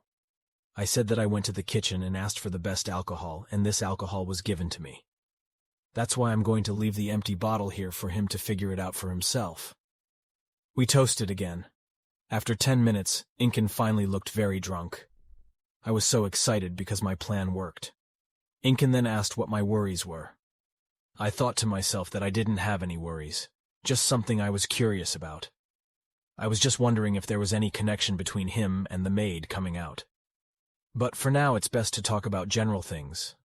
I also said that this is a child's problem. No other worry is more common than children for married couples. Incan was confused and asked if I hadn't been married for a long time, but I already had such worries. I forgot that I was still a newlywed, and gave the excuse that what I meant was that I had no children. Incan also said that he understood. I was so confused to hear what he said. What do you mean by he understood? He then said that it might happen. I still don't understand what exactly he meant. Incan then asked what I would do for him if he could solve his problems. I answered anything. Incan also said that he had medicine. I asked him what he meant by medicine that aids in the birthing process, but he denied it and said it was not a drug that helps the fertility process, but a fertility drug. I'm so confused because it's not the same thing. He was only confirming the effect of the drug. Incan then smiled and said that with the medicine I could get pregnant without having to do that. The glass of drink that I was holding spilled in shock and asked what he had just said. Incan sounded disappointed that the alcohol was spilled, but I told him not to care about that and asked him to answer my question first. He also said, as he said, I can give birth to a child immediately after taking the medicine. Hearing this, I became suspicious that if not, she was the cause of the maids leaving this mansion. Incan said that he understood that I wanted to give birth to Duke Meinhard's successor. He then said that I felt I didn't want to have children from that monster. While looking at the reflection of the wine in his glass, Incan recalled his memories. In Incan's memory, his mother was always exhausted because she married against her will and constantly harbored deep hatred. When his mother told storybooks to young Incan, he told of a boy who had lost his way. Incan, who was curious about what happened next, asked. His mother then said that his father had come to look for his missing father. When her mother mentions the word dad, her hands start shaking. A confused Incan asked if something was wrong. His mother then asked whether Incan's father was like this too. He shouted that Incan's father was a bastard and threw the book on the floor. He then said that Incan, who inherited his blood, was no different. Incan, who heard it, also felt sad. The next day, Incan's mother hugs him warmly and apologizes to him. Incan still loves his mother. However, his mental illness was eating away at his body. Incan, who was crying sadly, held her mother's hand and said that she was wrong, so don't get sick. He was also going to get rid of all of his father's blood, so he begged his mother. His mother's hand reached Incan's face and caressed it. He then said that if only Incan looked like him, if only Incan didn't have his father's blood mixed in his veins and was purely his mother's child, his mother believed he would surely love her more. After saying that, even her mother's hands lost strength. Since then, Incan began to think that he would never let anyone suffer the same fate as him. Because of that, Incan with a sinister smile asked, "Wasn't that the exact medicine that a duchess like me wanted?" He said that I don't need to worry about the efficacy because it has been verified, and asked what I thought. I was shocked. I asked whether this man was crazy. I've been recording this conversation since the beginning, so the more he confessed, the more this would be the end for him. I asked how he could verify it. As he was about to reply, I asked him if he had tested it on humans, and he said it was. I then asked who. Incan stopped talking and seemed to be getting suspicious. I also said that it sounded weird, because there are no rumors about such experiments. It would be hard for me to believe in its efficacy if he couldn't explain it to me. Incan finally answered that he was experimenting with giving the drug to the servants. He explained that they were all maidservants from a faraway place. They returned to their hometown without informing those around them. I was reminded of the testimonies from Lola and the maids. Incan, who felt he had explained enough, asked if this explanation was enough. I replied that his explanation was enough. I finally understand. So that's the reason why they all stopped. After the Incan came, the maid stopped anywhere from 6 weeks to 2 months. That's the perfect time to realize you're pregnant. That's why they said this can't be, because they are servants. There's no way they could be pregnant. I really feel disgusted with him. I asked him what exactly he was planning, but I have to go. There's no reason I'm still here because I recorded everything. I got up to leave. Incan was confused and asked where I was going. I said I was impressed that such a drug existed, but I had to reconsider a bit. Then I said when I've made up my mind, I'll send someone to him. I reasoned that I was too dizzy from drinking too much and was about to leave. But Incan took my hand. I asked him what he was doing. He again asked, how about the price? I replied that we would discuss it when I got the medicine from him. But she insisted and said that she could give me the medicine right away because it would take away all my worries. I told him to let me go, but he refused and gave me the price. I also reasoned that he was drunk, and we will talk again once he wakes up. Hearing my reasoning, he let go of my hand and drank something. After drinking it, he looks fresh again. I was surprised and asked what kind of herbal medicine it was. I asked him what he really wanted. He took my hand again. I told him he must be crazy. Hearing my question, he asked again if I also feel the same way. So I don't understand what he's talking about. He also asked if yesterday wasn't I looking at him with a look like I was in love when we were together. But I denied it and said not like that, but like this. I then said that he had misunderstood. Hearing that, Incan said, even if I say it like that, it doesn't matter. I don't understand what he's talking about. He then said that he had thought about it since the first time he saw me. He thought that I was too beautiful for the monster. He didn't expect the day to come when I admired the monster's piercing eyes. I'm getting annoyed that she called my husband a monster again. Incan then said that he didn't care why I became the monster's wife, be it for the Duchess position or to be the mother of the child who would become the Duke in the future. Hearing Inkin's insults made me even more irritated and angry. He also said that I must have had a hard time for forcing myself to be the wife of that monster. Because I had enough, I angrily told him to be quiet. Inkin also looked confused. I then screamed and said shut up while kicking his egg. Inkin screamed in pain. While shouting, I said that I had been listening to him quietly, but he kept calling him a monster.